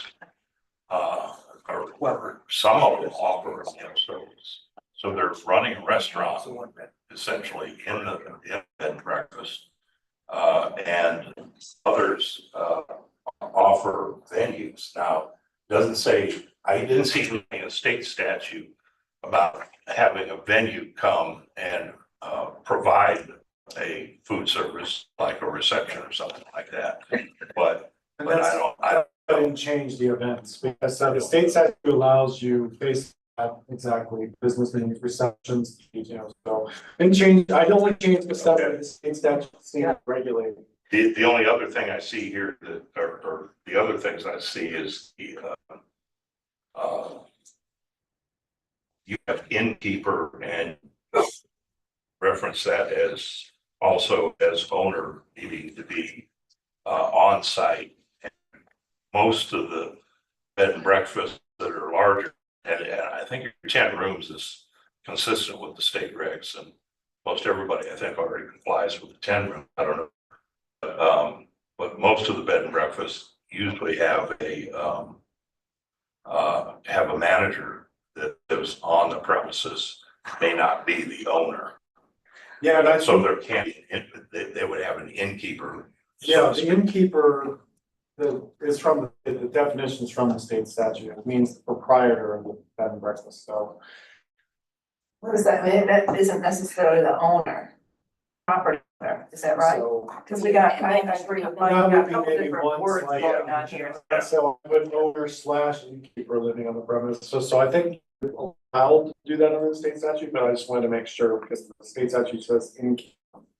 So it's now innkeeper / Well, I just think we need to get some advice from our attorney on some of these things, but, and I think we have to be clear, innkeeper, if innkeeper doesn't mean, owner, then I think that's fine, and we just need to try and make sure that we're clear on that so that we don't get things mixed up after I'm gone and you're gone and somebody else takes over. Yeah. Is interpreting these codes. Well, because what are we trying to say here? I'm not too sure. Well, a proprietor is an owner, right? You know, we also go to the, yeah, so, Proprietor is an operator of a business. well, if you go to the dictionary, it's about ownership. Yeah. So, But you know, we also have the ability to perhaps just throw it out there. Is what we have is, let's face it, what we got is, what do we have, 4 bed and breakfasts in this town? I don't know. That we know of, the ones that are the obvious ones that we all know that are down in the historic areas, right? Buford Inn, Red House, Cuthbert House, and The new one. One new one, I think it's gonna be a thing. But that's probably not in, one of these zones. It's probably that one. maybe there's just 3 that I'm thinking of. Is a Cuthbert House in a bed and breakfast? Yeah, The Cuthbert House, It's a bed and breakfast. they, Well, they're all 3 of them are a little bit different, and it may be that none of them are in strict conformance with the state statute. And all I'm throwing out there is maybe another possibility is to come up with a new category of use, defining them something other than what the state statute. Yeah, maybe I can. for social club. So that we don't have this Maybe I problem. can Hey, explain. is that a bed and breakfast or is I think it's in a different zone, so it could be. It could be it would something different, okay. yeah, So the building, this all goes to the building. And so a bed and breakfast in the building code is really supposed to be owned by really supposed to be operated by the owner and allows you to operate of a residential structure. You go to an inn, you have to have commercial building code applied. So bed and breakfast is kind of a carve out, right? That's why it's limited, and so you can see why the state is trying to regulate that, because essentially it's a carve out. Not requiring you to put your building into a commercial standard, and so that's been a lot of the struggle here, is that, you know, is it an inn or is it a bed and breakfast? So that when you go to an inn, you're triggering a lot of commercial requirements. maybe that's the difference, because all of ours are inns, they're not bed and breakfast, they all have That's commercial kitchens. problem, is they are, bed and- like, some of them are bed and breakfasts, they're not permanent or operating commercial standards. That's, Yeah, I mean, and some of them have a lot more than 10 rooms. well, Count they would all be, the cottages and, they would be, okay. So I don't want to be specific to anyone, I but, just did a search online for bed and breakfast in Beaufort, South Carolina. I got the Red House, I got 607 Bay, Cuthbert House. Then something on Cat Island. Yeah, there is one out there too, there's 3. So is that it? Well, there's Anchorage, but Anchorage, Cuthbert, Red House, and Buford Inn are the ones we all know. Being renovated. So this makes sense, so So that's that's not not gonna code. be anymore. Like, if I wanted to do this as an inn, then I have to do a lot extra, like, there has to be more, you know, fire safety. Like a there better has to- kitchen and. Commercial kitchen has to be completely commercial kitchen, it has to be, you know, you got a lot of other requirements. Building separation requirements on each floor, you got like sprinkler requirements. You know, bed and breakfast exempts you from all that. Right. And so that's, I think that's the core of this, is that are we meeting the state statute on the building? That's why there's some restriction on it. Does this make sense? So I don't have a in principle with the bed and breakfast just about anywhere in Beaufort, as long as it's a true bed and breakfast and it's not a small hotel. But I mean, it seems the important thing is the number of rooms, and the current requirement, well, the current is up to 10 or fewer. And now you're saying 3 to 10, so is that must come from the state? Straight from the. Okay, so everything that's 10 or fewer is the state and local and building code and everything, so that part is good. I was just curious, I mean, the state, we're really getting into the weeds when we say you gotta have a hanger, clothes hanger. You know, I mean, and you think you could bed. I'm just, it's just word for word from the state. Oh, okay, well, I mean, that is an issue, I mean, whenever it's something to that level, but. Well, it defines what a guest room is a bed or beds, private shared bed, with clothes hanging and storage amenities, and a selection of furniture. You're exactly right. Somebody somewhere played fast and loose. Yeah, I know. That's what that's. It's like, How old is the state reg, do you know? 1998. It's a It's a statute. selection of furniture and lighting. it's like the Seinfeld episode where Kramer starts running out his, like, really down. You're over, whatever. Tourist, whatever. I want to interrupt for a second, just allow public comment if anyone would like to say anything. I'd love to speak. Sure. I'm Suzanne Ram. My husband, Chris Ram, and I own the Comfort House Inn. And How do you spell your last name? Ram, RAM. And yes, we do have a special use permit to be in the T4HN district. And we are the only inn that has 10 rooms. The rest of them, Anchorage, Red House, Beaufort Inn, all have more than 10. So my question, if the state statute was created, did you say, Bill, in 1998? That's what I look, yeah. So the Comfort House was converted from a boarding house, a rooming house, to a bed and breakfast in 1995. So does that mean then that it is grandfathered in because it was created before the state statutes? That would appear to, I don't know what regulation there was, if it was in conformance with whatever the local law was here in 1995, then the state statute can't take those rights away from you. Just a question. Yeah, Yeah, and that's probably a question for your own attorney as opposed to Yes, the planning. yes, Yeah. yeah, but it's just generally speaking, our answer But I was is, just bringing up. if you point that predate we the were- state law can't come in and make you illegal all of a sudden, right? Yeah. I would just like to say that whatever the code is that we want to enact here, I think we need to enact it based on what the community is, as long as it's not in conflict with the state code, if the state code does take precedence. But I have heard that the city does have a precedence over the state. You're saying it doesn't.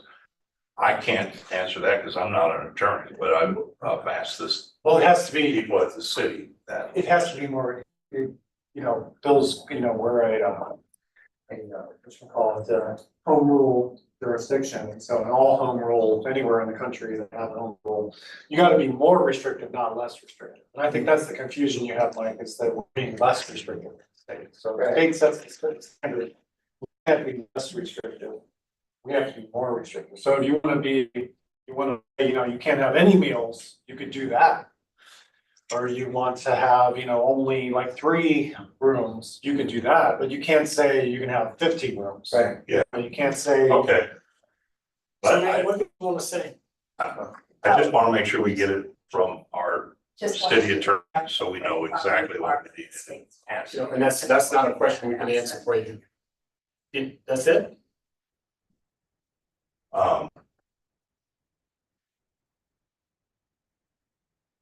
Yeah, I think we need to do that. We need to clarify the ownership and whether or not innkeeper can be somebody other than the actual owner. I think it probably, I mean, that may be an issue because I think I would be willing to bet that most bed and breakfasts are owned by an LLC or kind of corporate entity, although the managing member of the LLC or something like that may actually be living on the premises. So that language might need to be adjusted to clarify what we're talking about. Yeah, I think, I just use state statute, so it's proprietary, so we can ask our city attorney.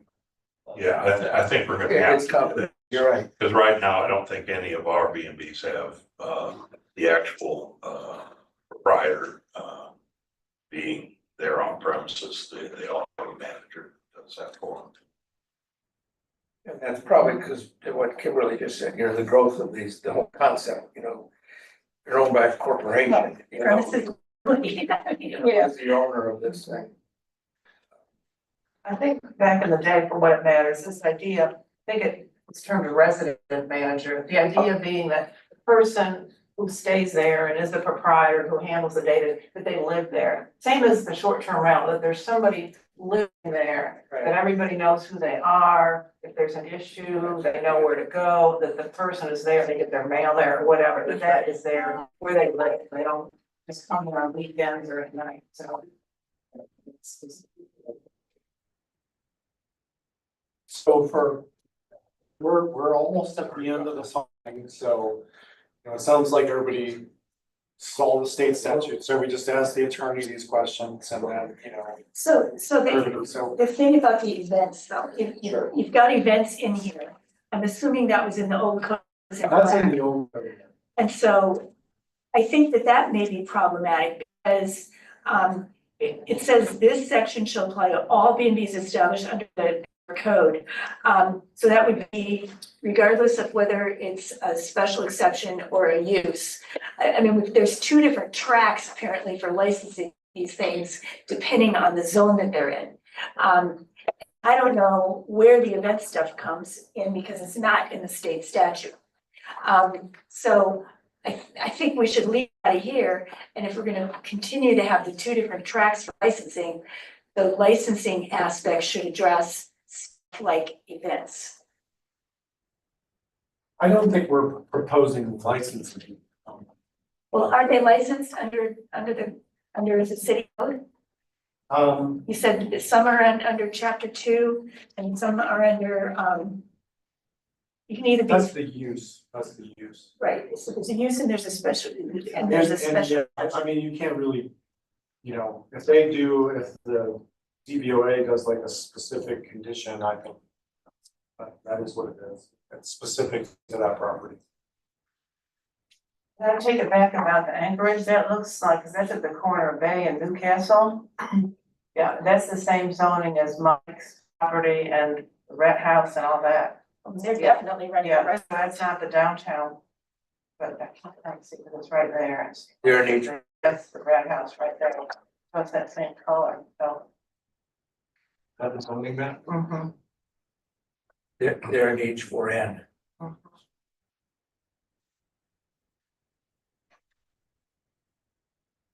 T4N, yeah.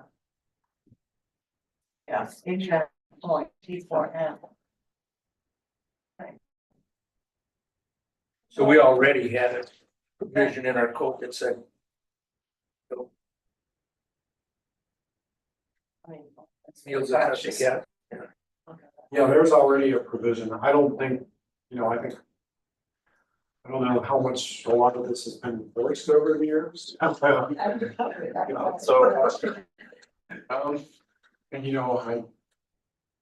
of them have been operating for decades, like maybe even prior to the adoption of the zoning in Beaufort. Well, I remember, doesn't that liquor situation need to be addressed as well? Because, I know for a fact that some bed and breakfasts around here are serving alcohol. Yeah, and I think that would be up to you. The state statute doesn't say anything about liquor, but it does. And they don't- license liquor. Well, they don't. So let's say, right now I added, there, the state statute says that, continental or full style breakfast or registered good or tea service. And, you know, basically, we've already got this restriction to the rest of the guests. No other, and I've added no other food service except those, and I'm pretty sure that's consistent with the state.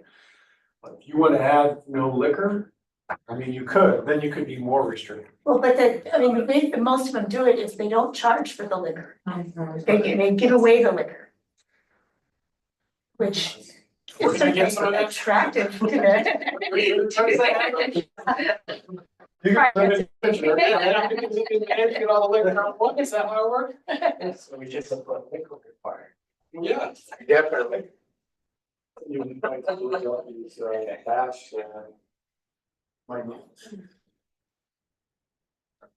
So I think you could be more restrictive, but I was just trying to keep this only to the state statute, so. Well, Up to you. I think Mike's idea of getting the city attorney to provide us some guidance. All right, I'll send this to the city attorney and, you know, I would think he'd have an answer by the time we get ready to adopt all this stuff, but keep it the way it is.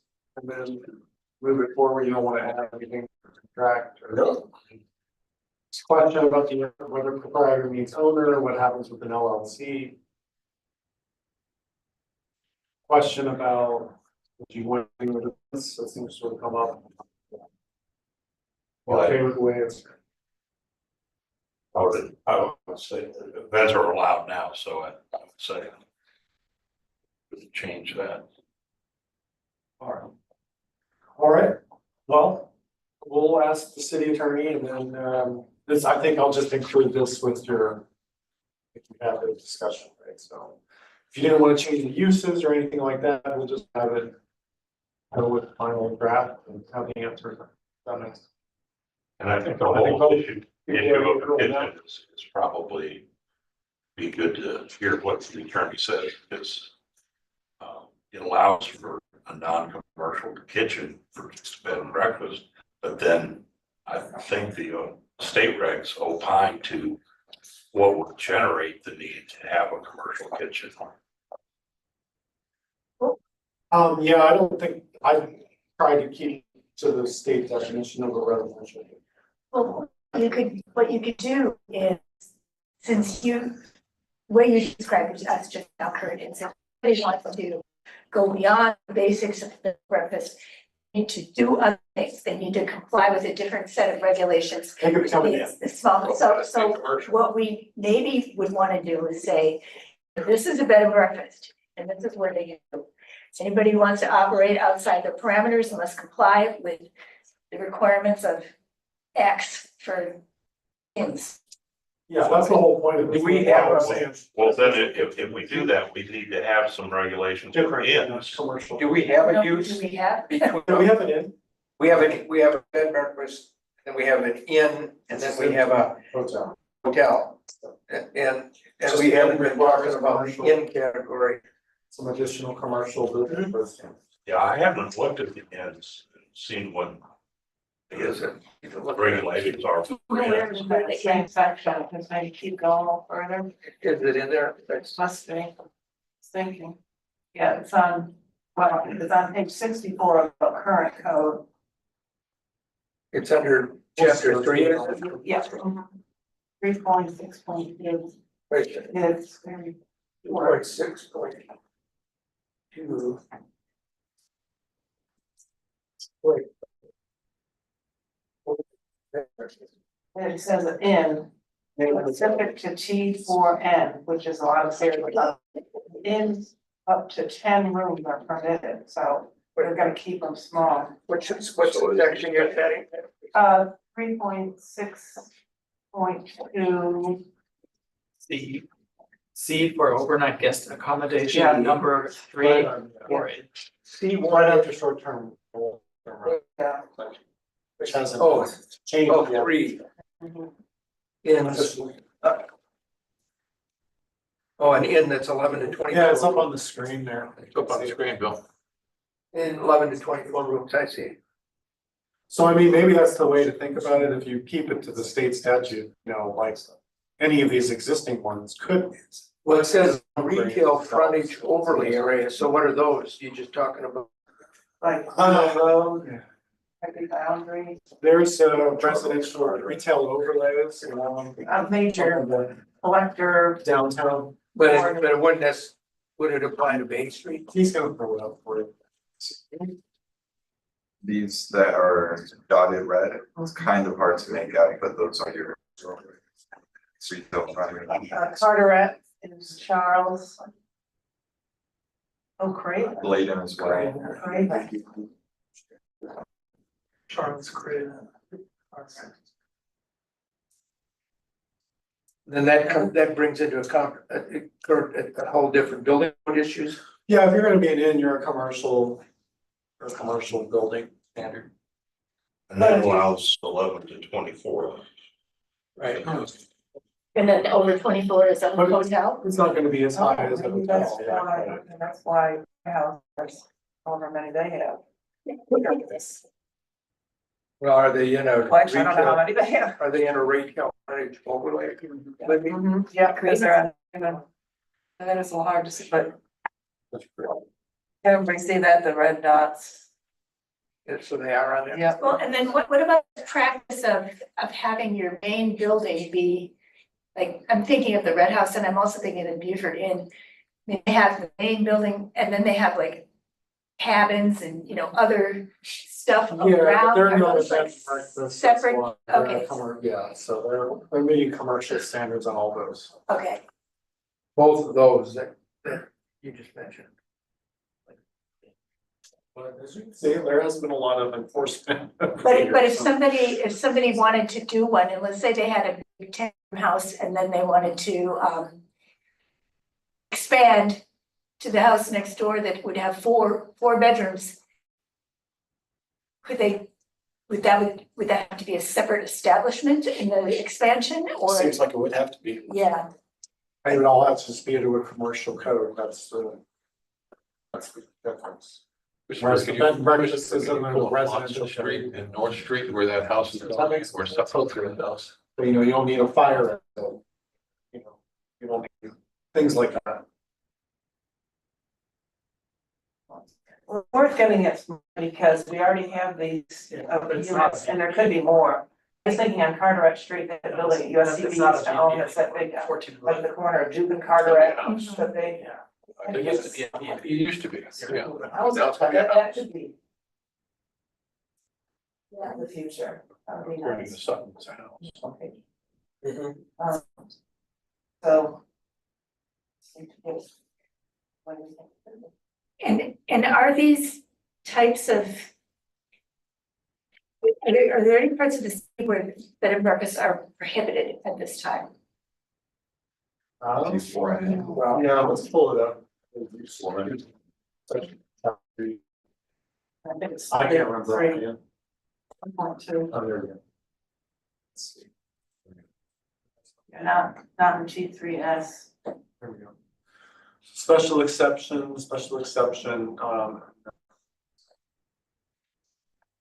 hard to read.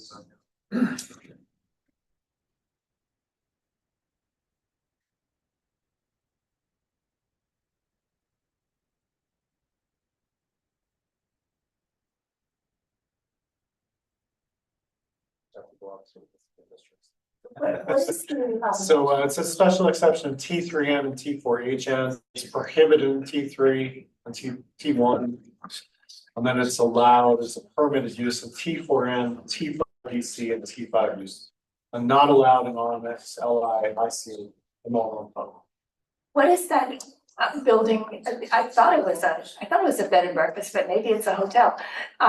Next to, it's on Bay Street, across Carteret toward the point, not the building on where the law firm was, but the place next to it.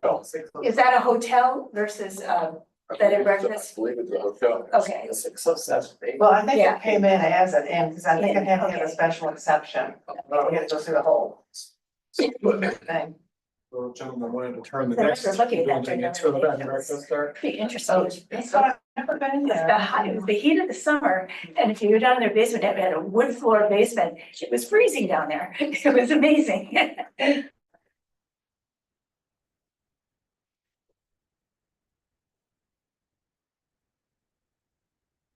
Okay, so I guess we're gonna come back to this at our Well, I next. think we're gonna, hopefully, we're almost done, so I'll just ask the city attorney and then as you're doing the final part, we'll just see what he says. So do we have a consensus that we would like to follow the state law on this, whatever the state law is without any That would be my additions? preference is, I would do that, but we'll ask the city attorney, but I don't know if we have a consensus, so let's poll everybody. No, I'm fine with, yeah, this is fine. We don't have a choice. We don't want to be more restrictive than the state law. Doesn't sound like anybody wants to be more restrictive. Doesn't sound like anybody wants to restrict the liquor. Especially not Clinton. Oh, wait a minute.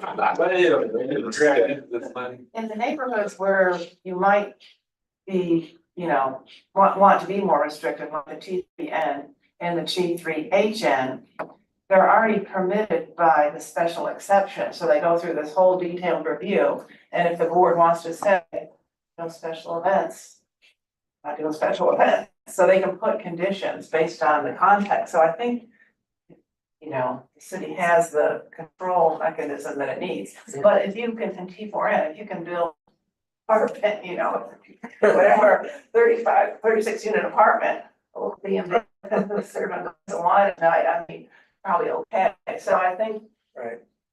just tweaking it is maybe what needs to be done, yeah, like you're saying. Yeah, I mean, sometimes, it's the situation of buying a house to the airport, complaining about the noise, which, it's an unfortunate issue there. Alright, so we'll go forward with what we've, all changes on the state statute, and we'll ask, what does proprietor mean? And that, Right. and we'll ask about the event. Other word, and whether we have to do this or not, we'll have all of it. Okay, well, and the other question I have about, the legal issue of, whether or not we are mandated to comply with state law or, additional restrictions on what the state law is. I'd like to have clarity on that. I just don't want to, have anything that's gonna, disrupt the, this community and survive the way it has been for the last 50, 60 years. Mr. Chairman, I ask. Yeah, I will. I'm just- Okay, thank you. Were you gonna say something? No, okay, go ahead. Okay, go ahead, please. First of all, I would like to ask about the special. I'm all score 12. Stand over here, yeah. We have a little box for you over there. Wallace and Colbert, on Bay Street, two quick things. First of all, I served in the South Carolina General Assembly House member. And, my district sat solely in Glenn McConnell's district, who was a senator for Charleston.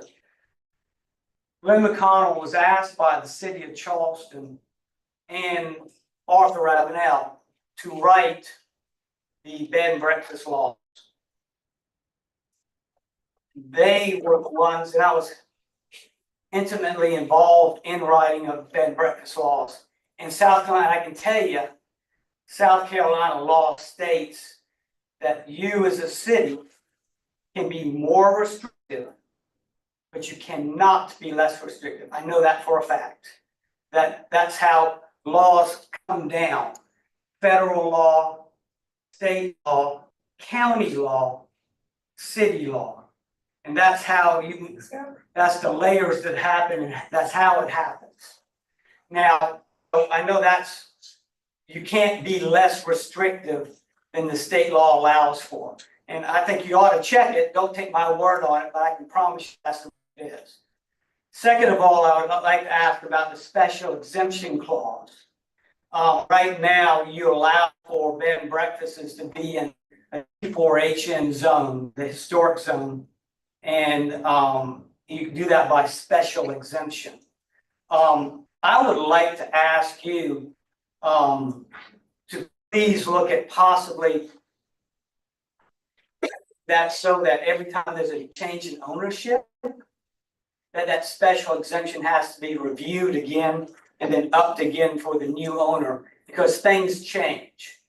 Laws change, the way businesses operate change, how things just occur naturally. And so I don't think there's anything wrong with a bed and breakfast that has to have a special exemption to operate in the first place in a zone, have to go through that special exemption process every time there's a change in ownership, and I would like you to look at that. I think the way to do that is license bed and breakfast. And the license can't be transferred without permission of the city. And with a license, you can do a lot of things, such as regulated events and liquor and all that kind of stuff. It takes it out of category of land use and puts into the category of license, which is revocable at will of the. So that may be a solution to some of the problems that. But they have a business license and they have to pay accommodations tax, so in that respect, they are licensed. Yeah. Well, then Yeah. maybe in that licensing process, what we need to do is, consider putting conditions on operations, violation of which could lead to revocation of the license. And also the transferability thing, same deal as the, SDRs. yeah. Well, I think they all fall into the similar category thing. I don't know, it's gonna become more intimate with each applicant as they go through the licensing process, because there is a lot of focus from everybody on those. Question for Kurt, maybe I should know this maybe, but does a special use permit run with the land? Run the line off the owner. There's no way that you could make it run with the owner? Because there is, I would say, some think validity so. to that thought, I mean, because most of the time, it's about the management, it's not about really what it We is. used to do. It's special about management, exceptions in Horry County for a ball. They Very would good. cap them with the owner. So you think there'd be no, that would be, well, I think you could do it, I mean, but it's really up to Other than the that. COA. They I don't, think there's no policy I think we can write, but I think it'd be up to the. The problem that would be inherent with that would be, and maybe part of the reason is that it runs with the land. I mean, at one time, the Anchorage houses, using that as an example, a singular building was probably a private business at one time, right? When it was originally built. But once it became a bed and breakfast, I don't know of anybody that has a family that can accommodate that many rooms. Yeah, that sounds- In a house. Your grandfather. Otherwise, it's became a bed and breakfast, and you can change ownerships, but it can't really be used for in today's environment, As anything a but. resident. Yeah. Or nobody's gonna buy it. Yeah, right, exactly, yeah, that would definitely. My experience is they always run with plan, but you certainly can have the legality reviewed at time of licensing, just to make sure everything's up to Well, code, yeah, you know, sure, so there's, sure. that in compliance with all laws at time of license. And it's just a way of double checking to make sure that nobody's gone out of compliance. Well, and, Control you can operation. also do things like, with the license, you can look into things like, if they're gonna be serving alcoholic beverages, could this person even qualify for a liquor license? If they have felony convictions, do they, things like that, you can look into that licensing, which it's impossible to do if you only look at it from a land use perspective. Well, liquor license is a license, so that's. True, but I mean, I'm talking about the individual license holder. I mean, there may be people we would not want to grant a license like that to, from a public safety, convicted sex offender. I mean, But again, if they're just giving it away for the evening, cocktail hour, they don't need a liquor license, do they? Or do they don't? they don't. Okay, that's what I thought, so. And to me, in the B&B situation, that's acceptable, not a liquor license. But there may be other personal disqualifying characteristics of people, such as the sex offender situation. We wouldn't want to give that type of a business license to a person to be operating that business.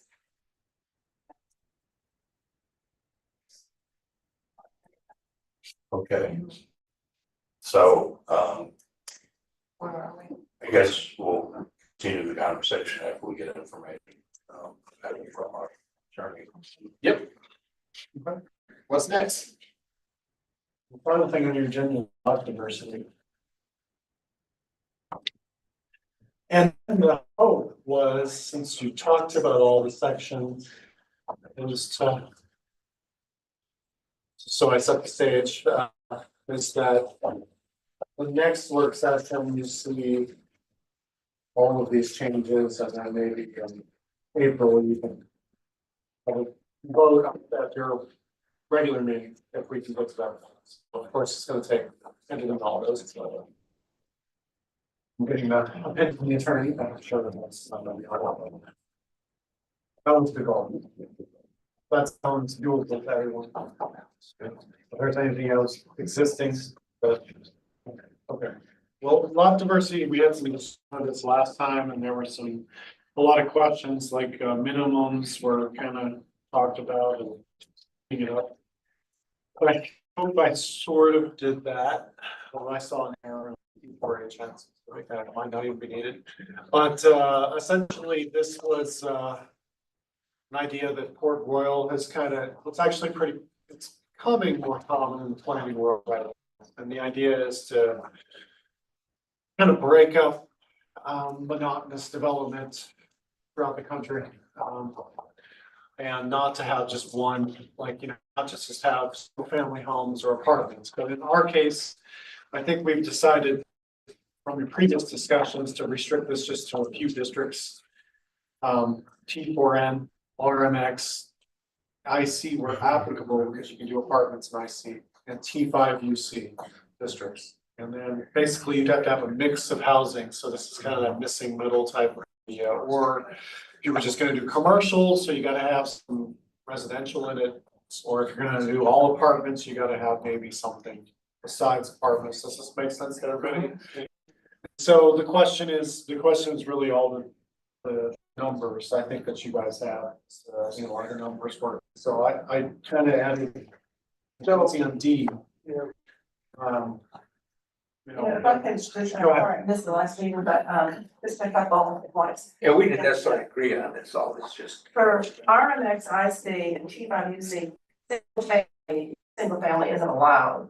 Yeah. So if we're trying to prevent production home builders from coming into at 300, they're not probably gonna do it. Well, I they should can't. probably just Yeah. remove. So- I'm thinking of that, I thought we were talking about. So which one did you I mean, think? the I one. think I had it for everything before and I forgot to take out. What comes out? The one big production which we have now is in T3N. Yeah, So this isn't gonna do anything to prevent that from coming along again. I mean, now maybe the other things that were talked about. well, I don't the think there was, garages. personally, I don't think there was anything wrong with the idea of, apart from what we already discussed, the design of garages and stuff. I don't have a problem with the idea of a single family subdivision. It's just, it goes on and on and on. That's why the specific T4N was added, because you have single family lots there. You can do in single. Do we have some large T4N? Properties? Yes, we do. Some of them are like multifamily. Well, This so- would be a help. So on a T4N property that is zoned for multifamily use, right? Right? Yeah. Who would choose to do a single family subdivision on the entire thing anyway? It doesn't Or look like even at many all. people have, but if they did, you can pull back, Nick, you can see that like the garden oaks was in that and Yeah, and all it's, Garden Oaks is an apartment. yeah. Yeah, and so typically apartment ground is priced so much higher that who would wanna do a low density single family subdivision in it anyway? Yeah, and this is saying you just couldn't do all of these. You couldn't just 36 do all apartments. Yeah, you That's the have to goal. put in some, But if you wanted to in Townhomes. T4M, you So could you- add single family. That could be one of your, So It the could be ground one is diversity. zoned for apartments up to what density? it's unlimited. Unlimited. Yeah, we have unlimited. And suddenly we would, in a new code, say that your property is worth this, cause it's zoned for an unlimited number of apartments, and now you have to put single family in it. You just No, you don't, don't have to. You have to put one of these. You could do townhouses, you could do, Well, whatever you still do. multifamily, you could do commercial. so what I'm saying is that if you got a big piece of multifamily ground and it's zoned for that, somebody's not logically, if all of a sudden you say part of it has to be used for townhomes or single family, that's a lower density use that diminishes the value of the real estate. Now, if they choose, well, I'm not gonna do that because that does that, and you're saying, well, then pick a commercial use. Why would we really wanna, with all the commercial that we have in town, wanna require that a multifamily development be reserved for more commercial? It's like that new apartment development, we spoke, Point, right? a lot, which is to the left of the Lowe's there. Now we're sitting there with a whole bunch more commercial frontage, and the question is, do we really need another strip center? Or car lot? Or whatever? well, It might have been better just to have apartments go all the way up to Robert Smalls Parkway, this would let the developer decide and except that maybe, you're forcing him to do one of these things. I think to me, it's more, well, encouraging, requiring to build like neighborhoods. But it's never gonna be a neighborhood. Well, I mean, it could be, and I think we're trying to say it should be. I mean, all of our standards, I mean, they're really trying to get. Okay, but developers to build- just take that one as by way of an example. You got that, for instance, you reserve the frontage of that for something else, presumably being a what? It's only gonna be one thing, if it can't be more apartments, it's gonna be a strip center. Well, yeah, they did a PUD, so they have done their own zoning. I know, but Yes, ma'am, what is it gonna be? I mean, Not gonna there's put- also like several multi-family options here. Yeah. So they could have just a variety of multi-family sizes, and I think that would help. a lot. So you're just, so the diversity could be a different size building. Right. Yeah, so let's go over this. Which is why we're gonna go over the whole thing. I think we need to start at the title. I don't think lot diversity is the title for this. I think we're talking about housing type diversity. You're really talking about T4N diversity. I mean, that's just kind of what's. Yeah, when the lot diversity title, initially you start thinking about just what I was getting at is what, Exactly. different types of houses on different types of lots, but you're just talking about a mixed use development. And maybe that's what it really is a mixed use development standard, is that what it is? Everything here is talking about housing types, so that's why I think we call it housing diversity. Or housing type diversity. And you also say a mix of housing types shall be included, but then you got commercial in There's commercial this thing as too. well. That means, I'm just mixed up by the whole thing. And civic. Use diversity. No, that's not right either. Well, maybe if we keep going through it, it'll come to us like, oh, that's what it is. I mean, I've seen this in a lot of different, it's always lot, it's generally lot diversity, so I'm not gonna lose these things because it's. Yeah, I mean, I guess we can look at other standards that we could call it, but the idea being is that, you can't just, I think it would be stated as you just can't build a neighborhood of, 4-story apartments that all look the same, right?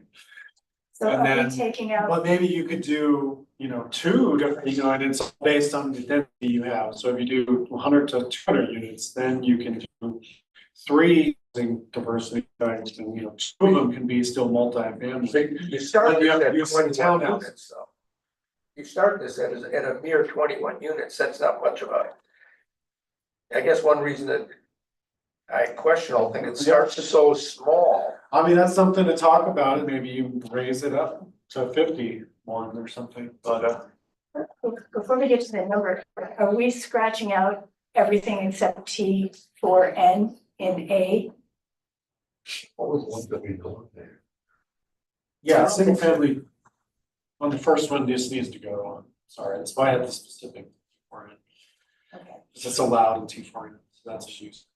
I mean, and maybe it should be in T5UC as well, and I'm just saying that single family isn't allowed there, so it's gonna be a different Well, it's just, type or something, I just point that out.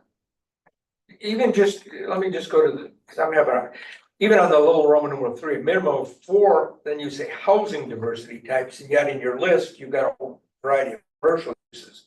So I guess you think a minimum of 4 diversity types, not just housing diversity, is that right? Yeah, this is the diversity type, so each one counts as. Yeah, right. But Each it's, one counts as. but so, so you're saying in a, if somebody was planning to do a mere 200 unit apartment project, suddenly under this new regulation, you have to have 4 diversity types. It's not even a very big apartment.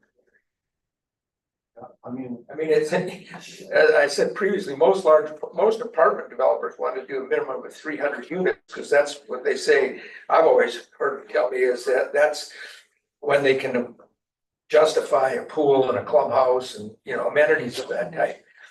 And Yeah, that's the only thing about that, all those things are amenities that the residents are paying for, so we also need to think about, we're talking about affordability and stuff. I don't wanna pay, I don't wanna use that, I don't do that kind of thing, so if we are getting different builders, different building types, and they're not making, doing those kind of developments, the costs are big.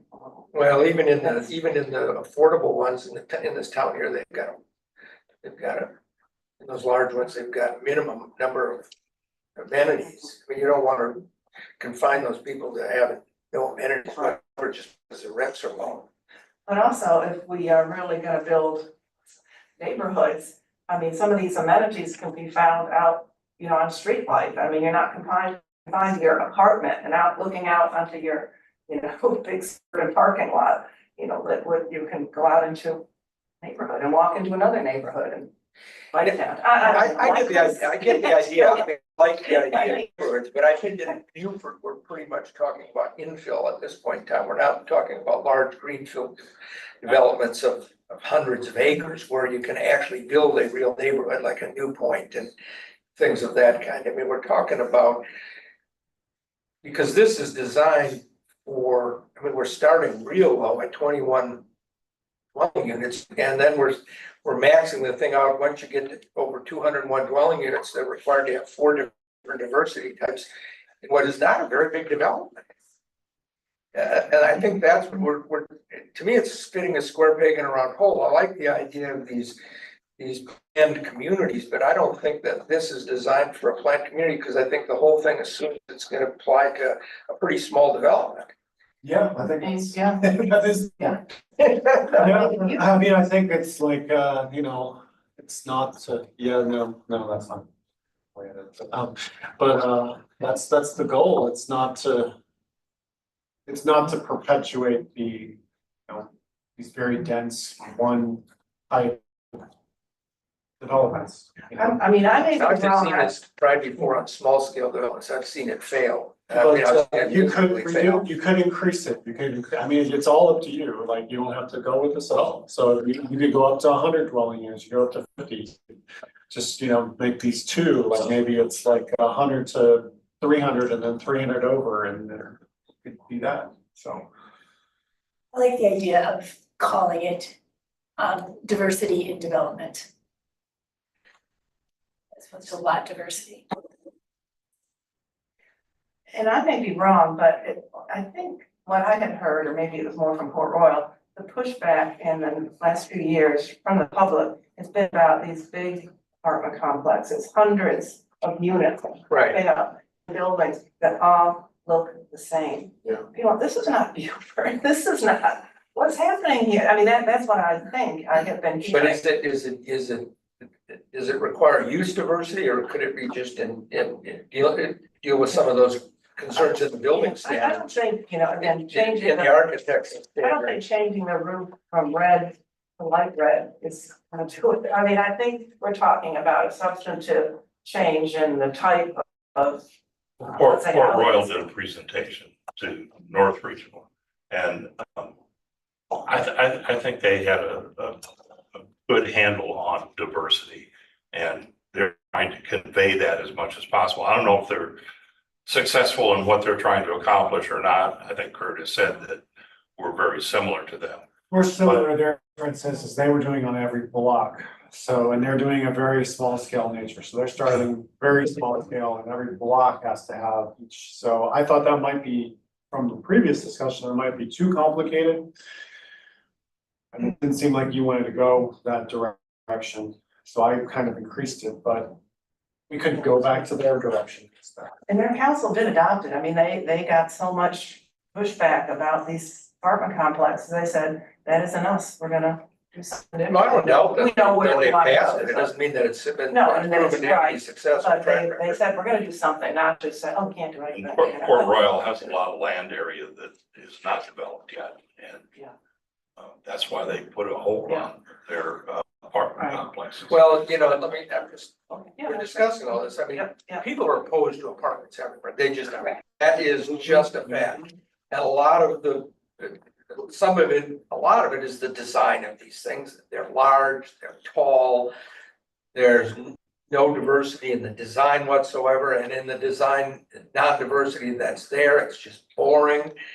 You know, so I mean, a lot of things can be improved with just the quality of the design. And I always think that's a good place to start. I just want to see us take, you know, such small acreages and expect to create an entire community out of it. I mean, a 300-unit apartments community, you can easily do, since we have unlimited development, just say get 20 dwelling units per acre. If you're about, you know, 15 acres, that's all you're talking about. Can you really create a neighborhood on, much of a neighborhood on 15 acres? Or, and I was saying, is it impractical? Well, I think if we're saying that if you did have 15 acres, then, you know, you couldn't, you'd have to provide townhouses, row houses, or like maybe a commercial building or different types of multifamily buildings, so they'd all look the same. Yeah, and so then you end up putting a gas station, you know, next to 200 apartment units, you know. Well, I mean, I've seen this, I'm just telling you, I've seen this kind of thing where somebody tried these kind of things of diversity, and I can point you to some examples of it, and that's the kind of thing you get a Sonic restaurant in an apartment building. You know, and I'm just saying, what, did that really improve the thing? So what do you say we should do about this language? Paul, do you want to add anything in the middle of this? What? Just, we've got enough of them. Just ban them. Ban apartments altogether. Just take them out. No, I'm serious. I mean, does the city have the ability to zone those things out of existence? They do, but also, you know, the unlimited density is also just kind of wild. I mean, why don't we have density limits on them as well? Or So micro you limits. back into the density with the. Especially, you know, the mansion style, Libby Brown, you know, are actually and more urban and, you know, if there were an infill project in the city, I mean, that might really be real. But these sprawling, all they're doing is just adding to sprawl. That's all they're doing.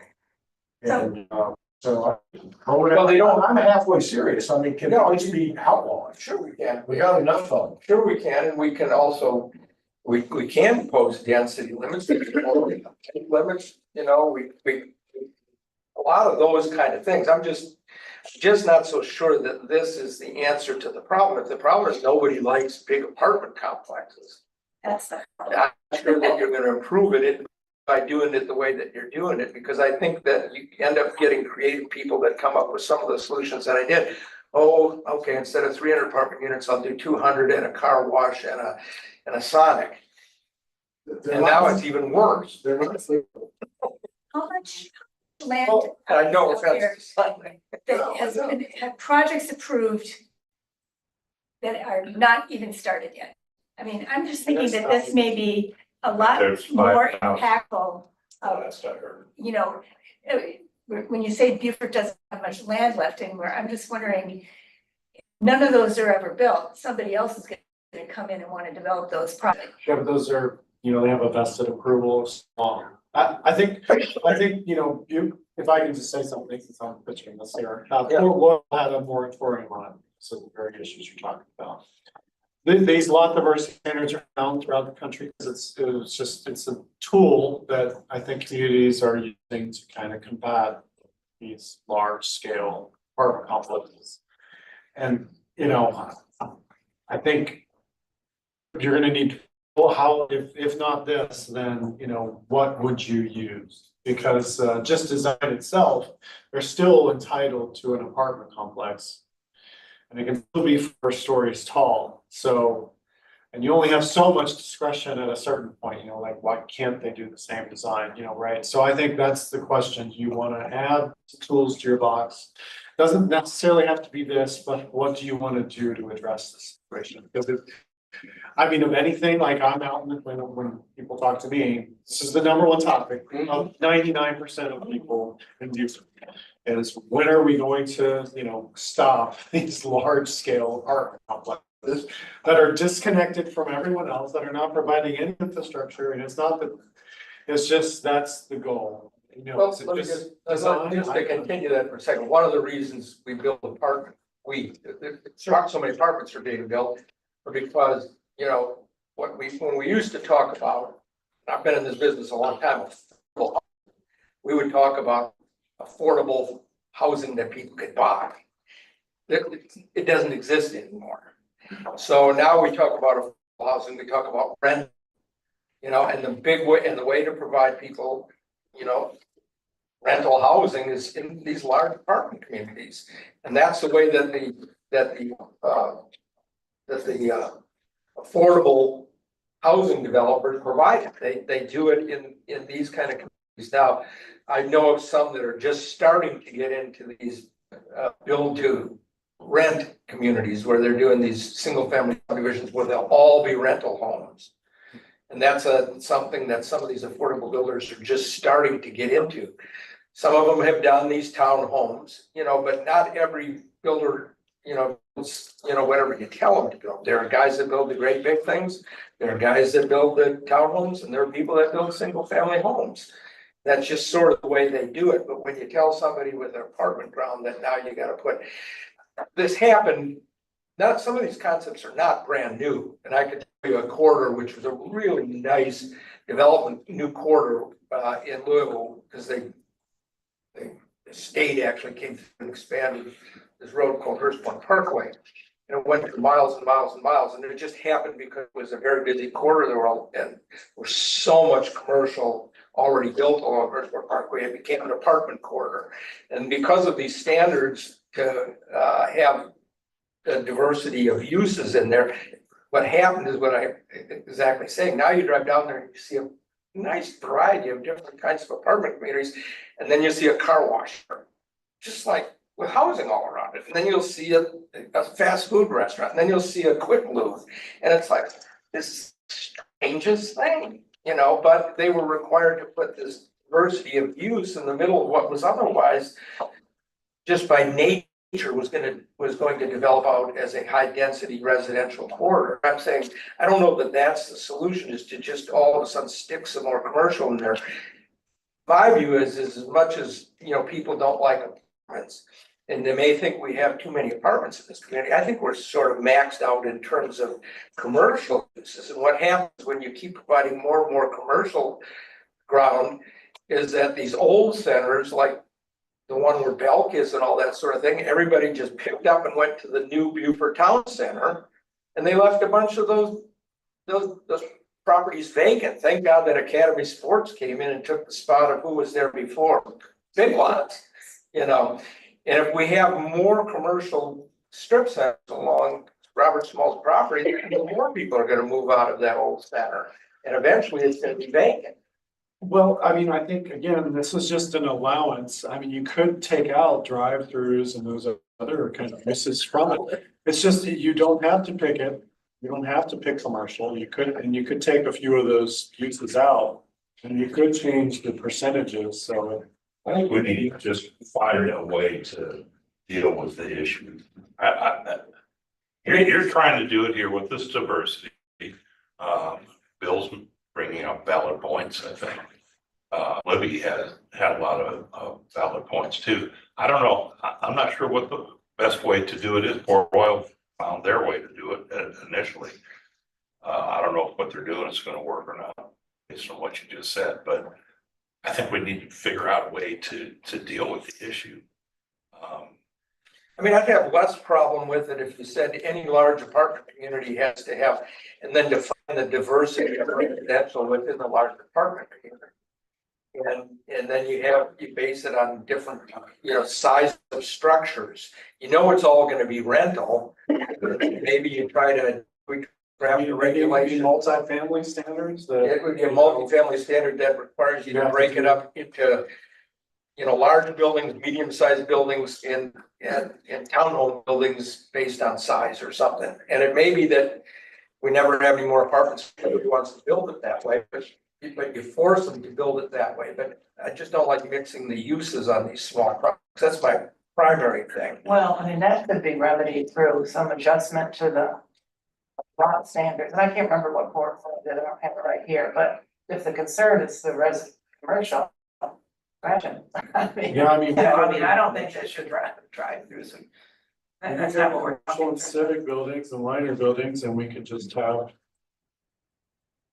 I mean, I think the idea of commercial less than a certain size, if somebody wants to do that. I mean, again, I don't know. Well, that's the thing, you want nice commercial, you want like a Yeah. Right. restaurant and So- a cute coffee shop and maybe Exactly. a tailor, something so- like that. As opposed to a chain restaurant. Yeah, Hampshire has a commercial area along with the. Right. it's, And the diversity of housing.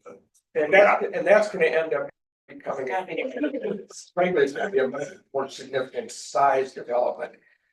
So, we can, I think we can limit the mass of these large apartment projects by requiring them to, and I don't know the exact mix, but have, even though they have unlimited density, you're essentially requiring a much lower density by virtue of the fact that you're gonna require different sizes of buildings and maybe a different fit. And a townhome isn't just a different size of a building, it's a different type of rental unit, but you're not gonna probably on the sizes that you have here have for sale and for rent, they're just all gonna be for rent. Why do we have to go And there's to the 4 argument, stories? letting- Why do we have to go to 4 stories? Why can't we drop it down to 2 I don't stories? know why we can't, or at least require within a You could large. change that, right? Yeah, I'd go with it, because you look at where the apartment, you have Salem, right, and then the apartment complex across the street from it, that's 3 or 4 stories. And then when you go and make a right onto Jericho, there's an older, not older, but a 2-story Right. complex that's very nice as you head out. And it's a 2-story complex, very nice. It's all rentals. But then we look at the 4-story ones over there by Lowe's, and we all made the comment, it's Stalinist, right? It all looks, so why can't we go to 2 stories and then go out 170? What's that? yeah, I mean, So About T, 170 is worth. yeah, so T4N, maybe we, and RMX, we go to a, well, and that's chapter 2, right? I mean, are we talking yeah, I about? mean, we could we're on we're working on all these chapters, so.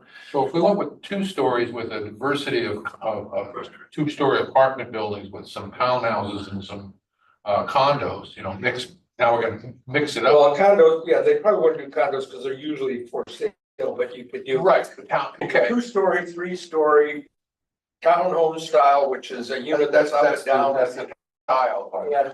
So a mixture of those, so maybe you create multifamily standards for all these districts, because that's where they're all allowed. And have height standards for them, settle them here, and then have a diversity of building types. That's what I'm saying. It could be helpful, but That's kind of what we're, kind of what I was trying to. Yes.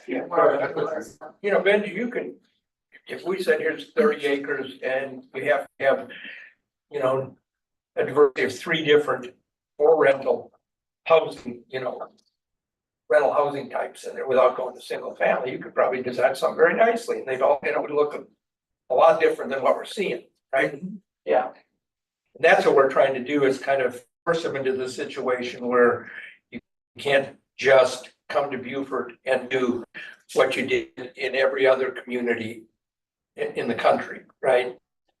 And we want to see a diversity of full unit types. And then we just have to define how we want to break that up, right?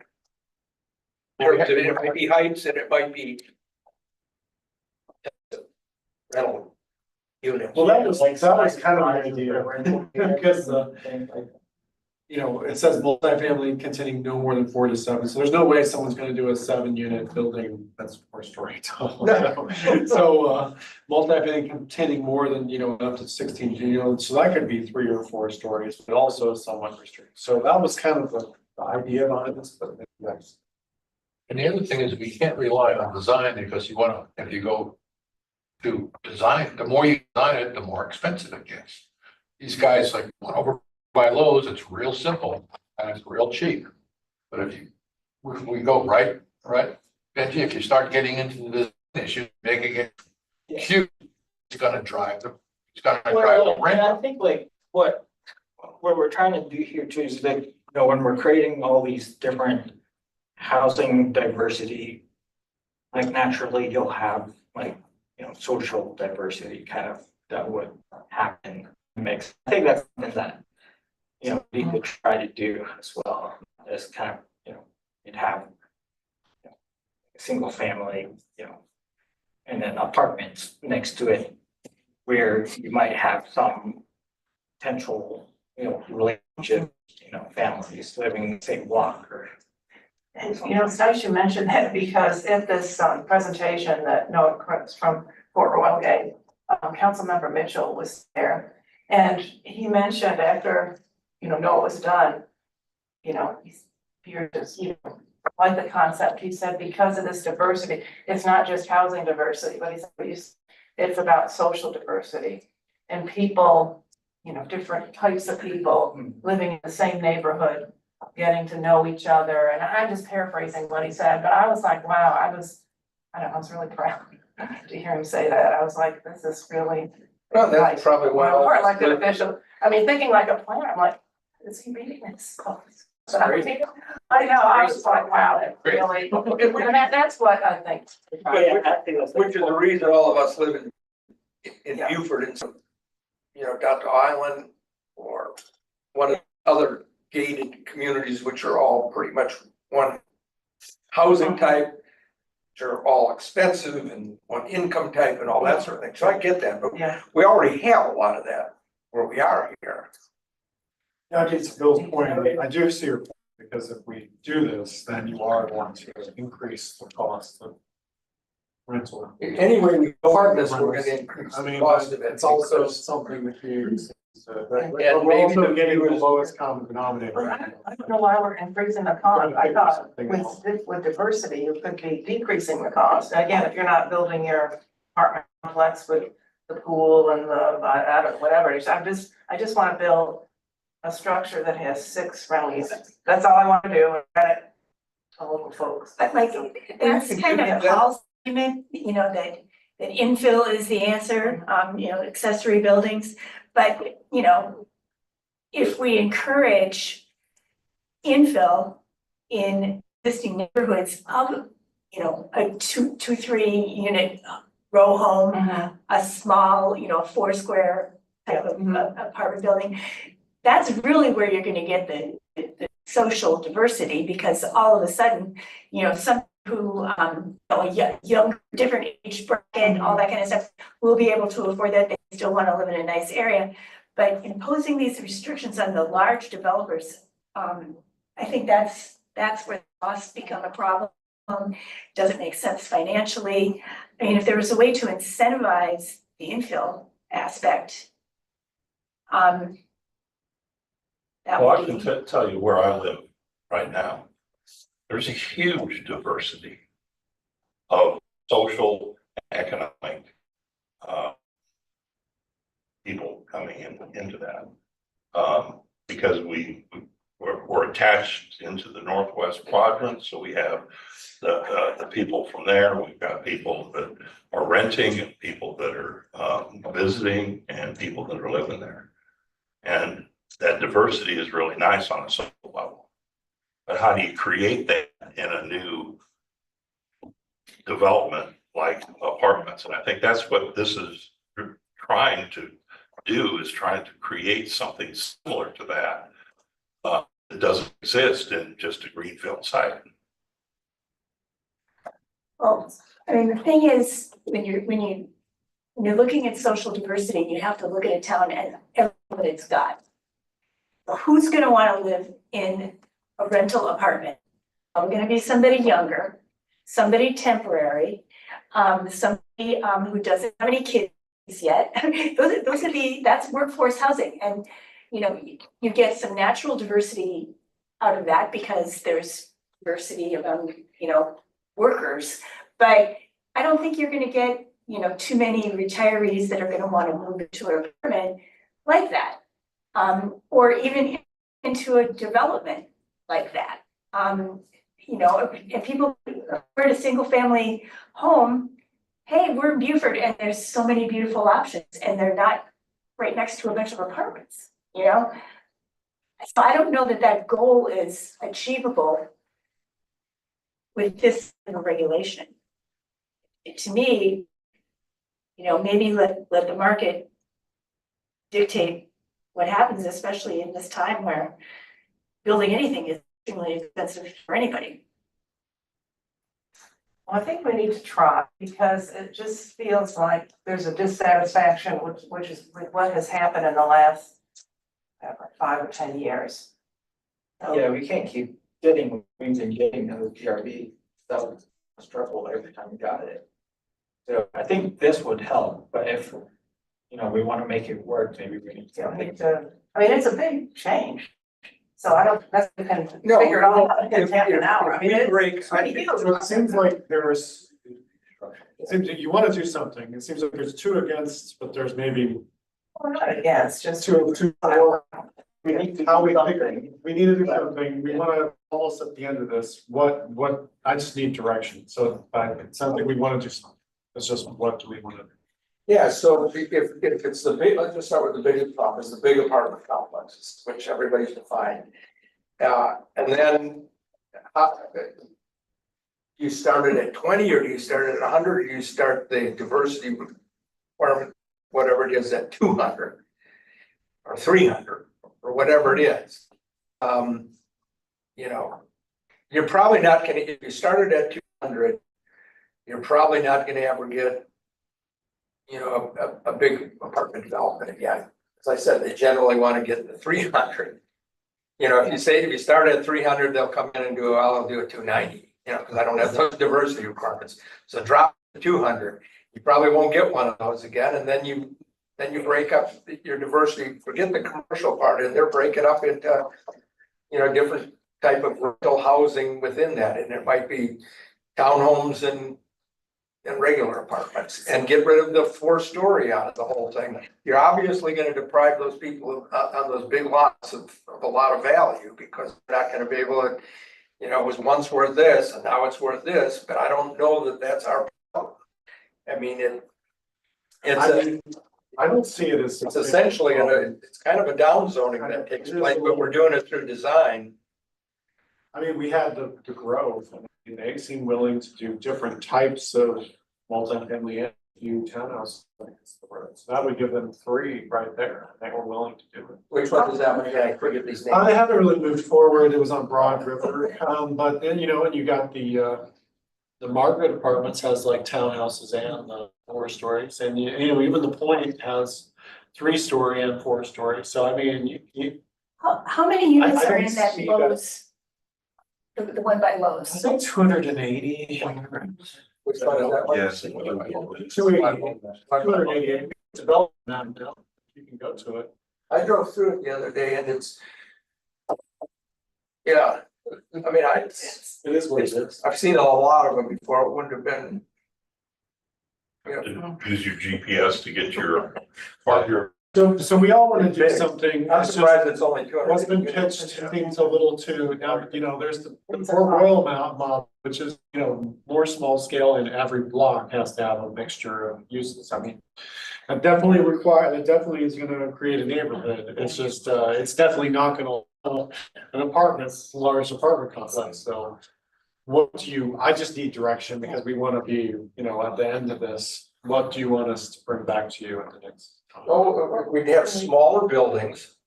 Instead of those massive buildings, we can require that, right? They put it up into smaller buildings. And there always have to be, you can write this up, I want some element of a townhome, that's different, right? That's totally different, right?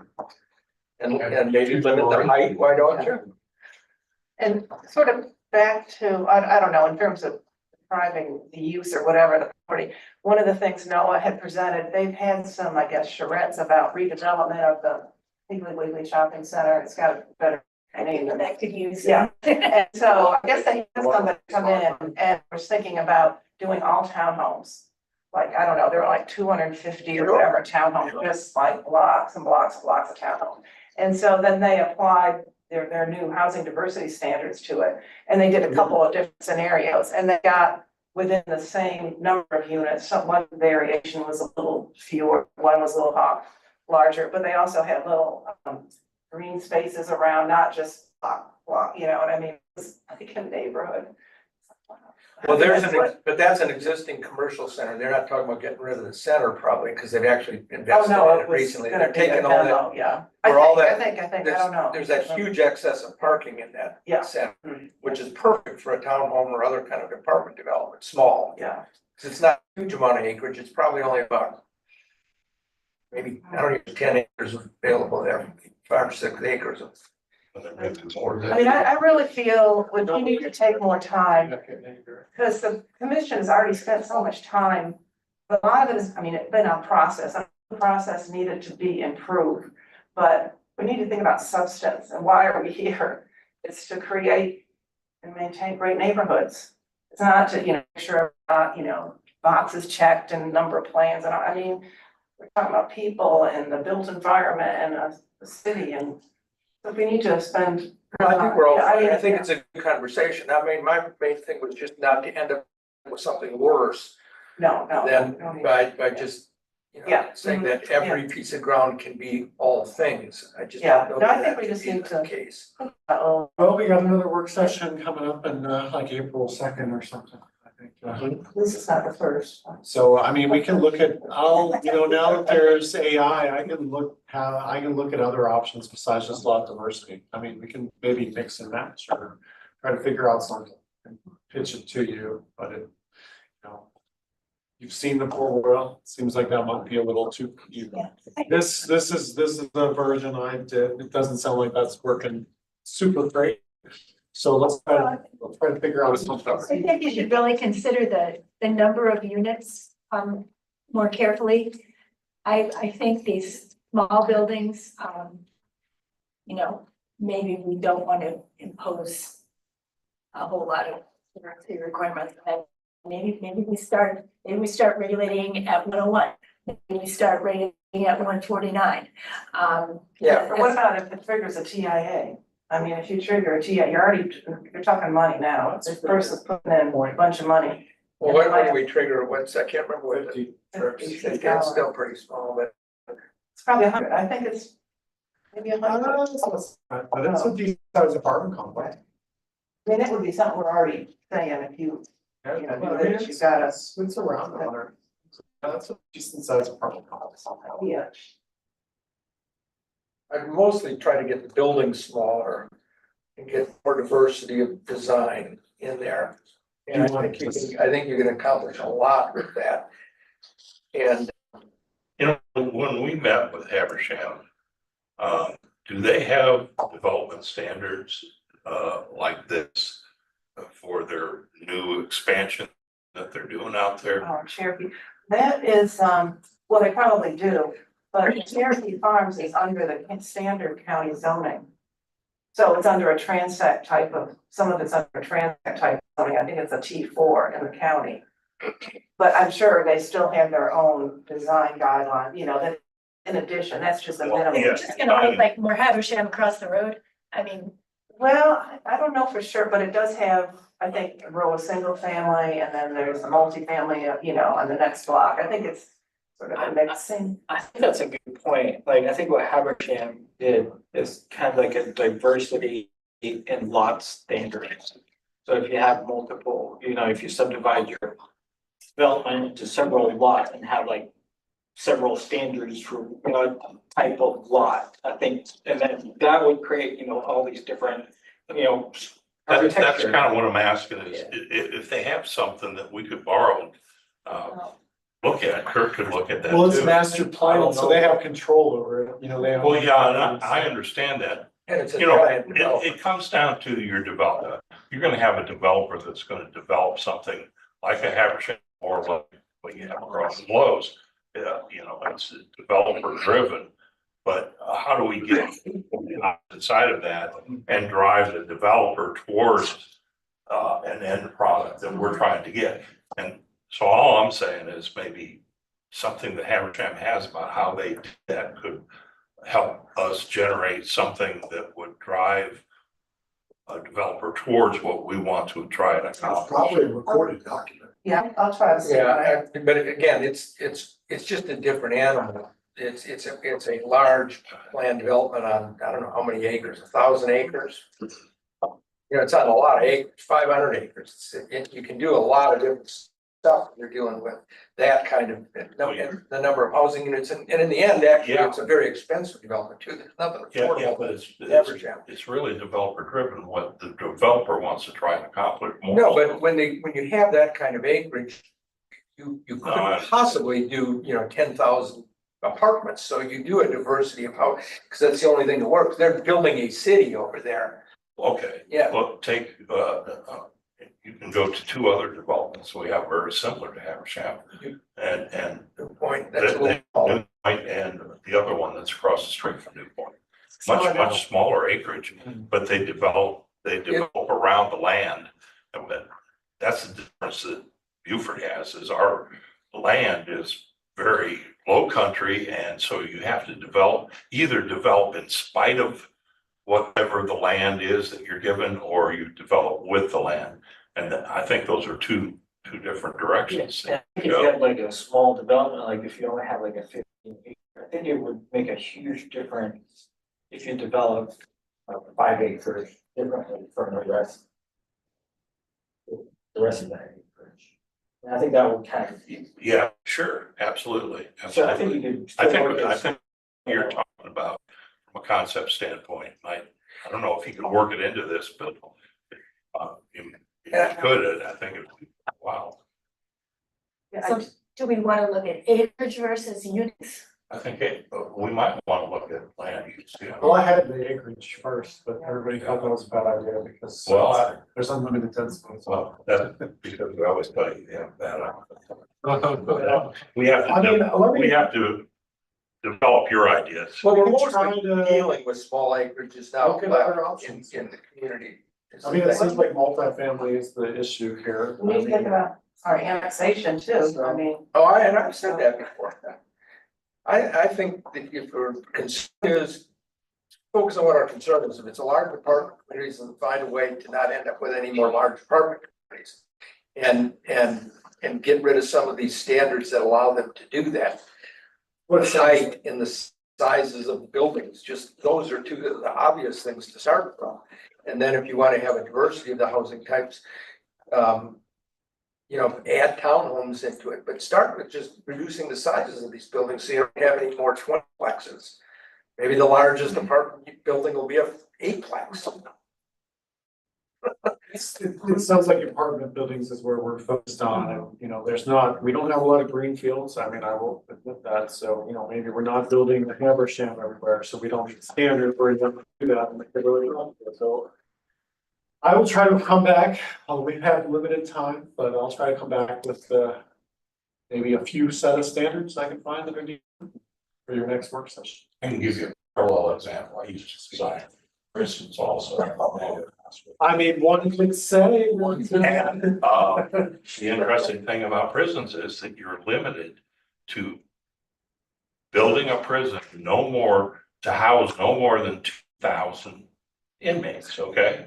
So that's the federal standard that you have in a small town in Florida. Thought that was great. And so they, and we, these, people that started to build prisons as entrepreneurs, and then, they build the state of the federal government on a per bed basis. So it's kind of like apartments. Similar ball. But they were divergent too. They had healthcare and they had meal service and linen service, all those sorts of things. And so small town of Florida, thought, well, this is a pretty good idea, and we're a small town, and you know, we could use the income from that facility. And lo and behold, they got their first 2,000 bed prison there, and it worked so well. And because the federal government only limited to 2,000, well, they thought, well, let's do another 2,000 bed prison next to it. So they did another 2,000 bed prison next to it.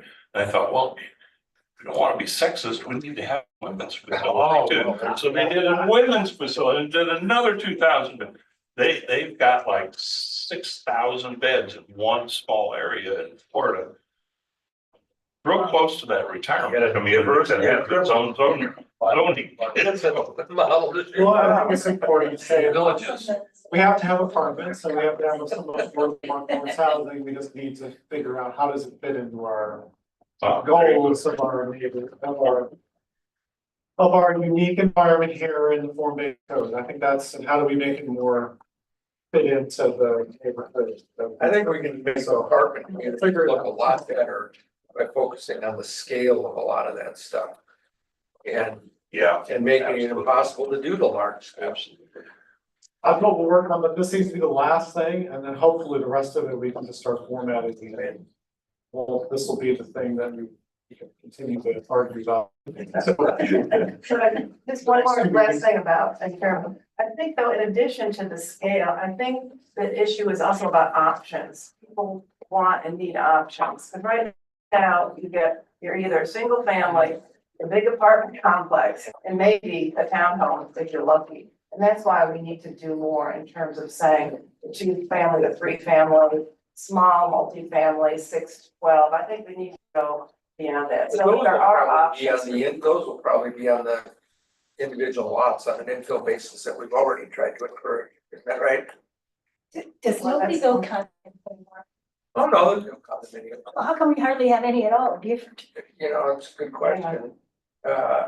There was a time after the great crash where they stopped building them, but people are building them again. But I don't know exactly why they aren't around here, but they are. I remember that, in the 70s. In the office of all the rental. Oh, yeah. Printing out. But I mean, and in terms of townhomes, there are townhouses for sale. Okay, so any final comments before we adjourn? All right, well, we'll think of something for this multifamily, but otherwise we'll see the next one. Hopefully we can get back out.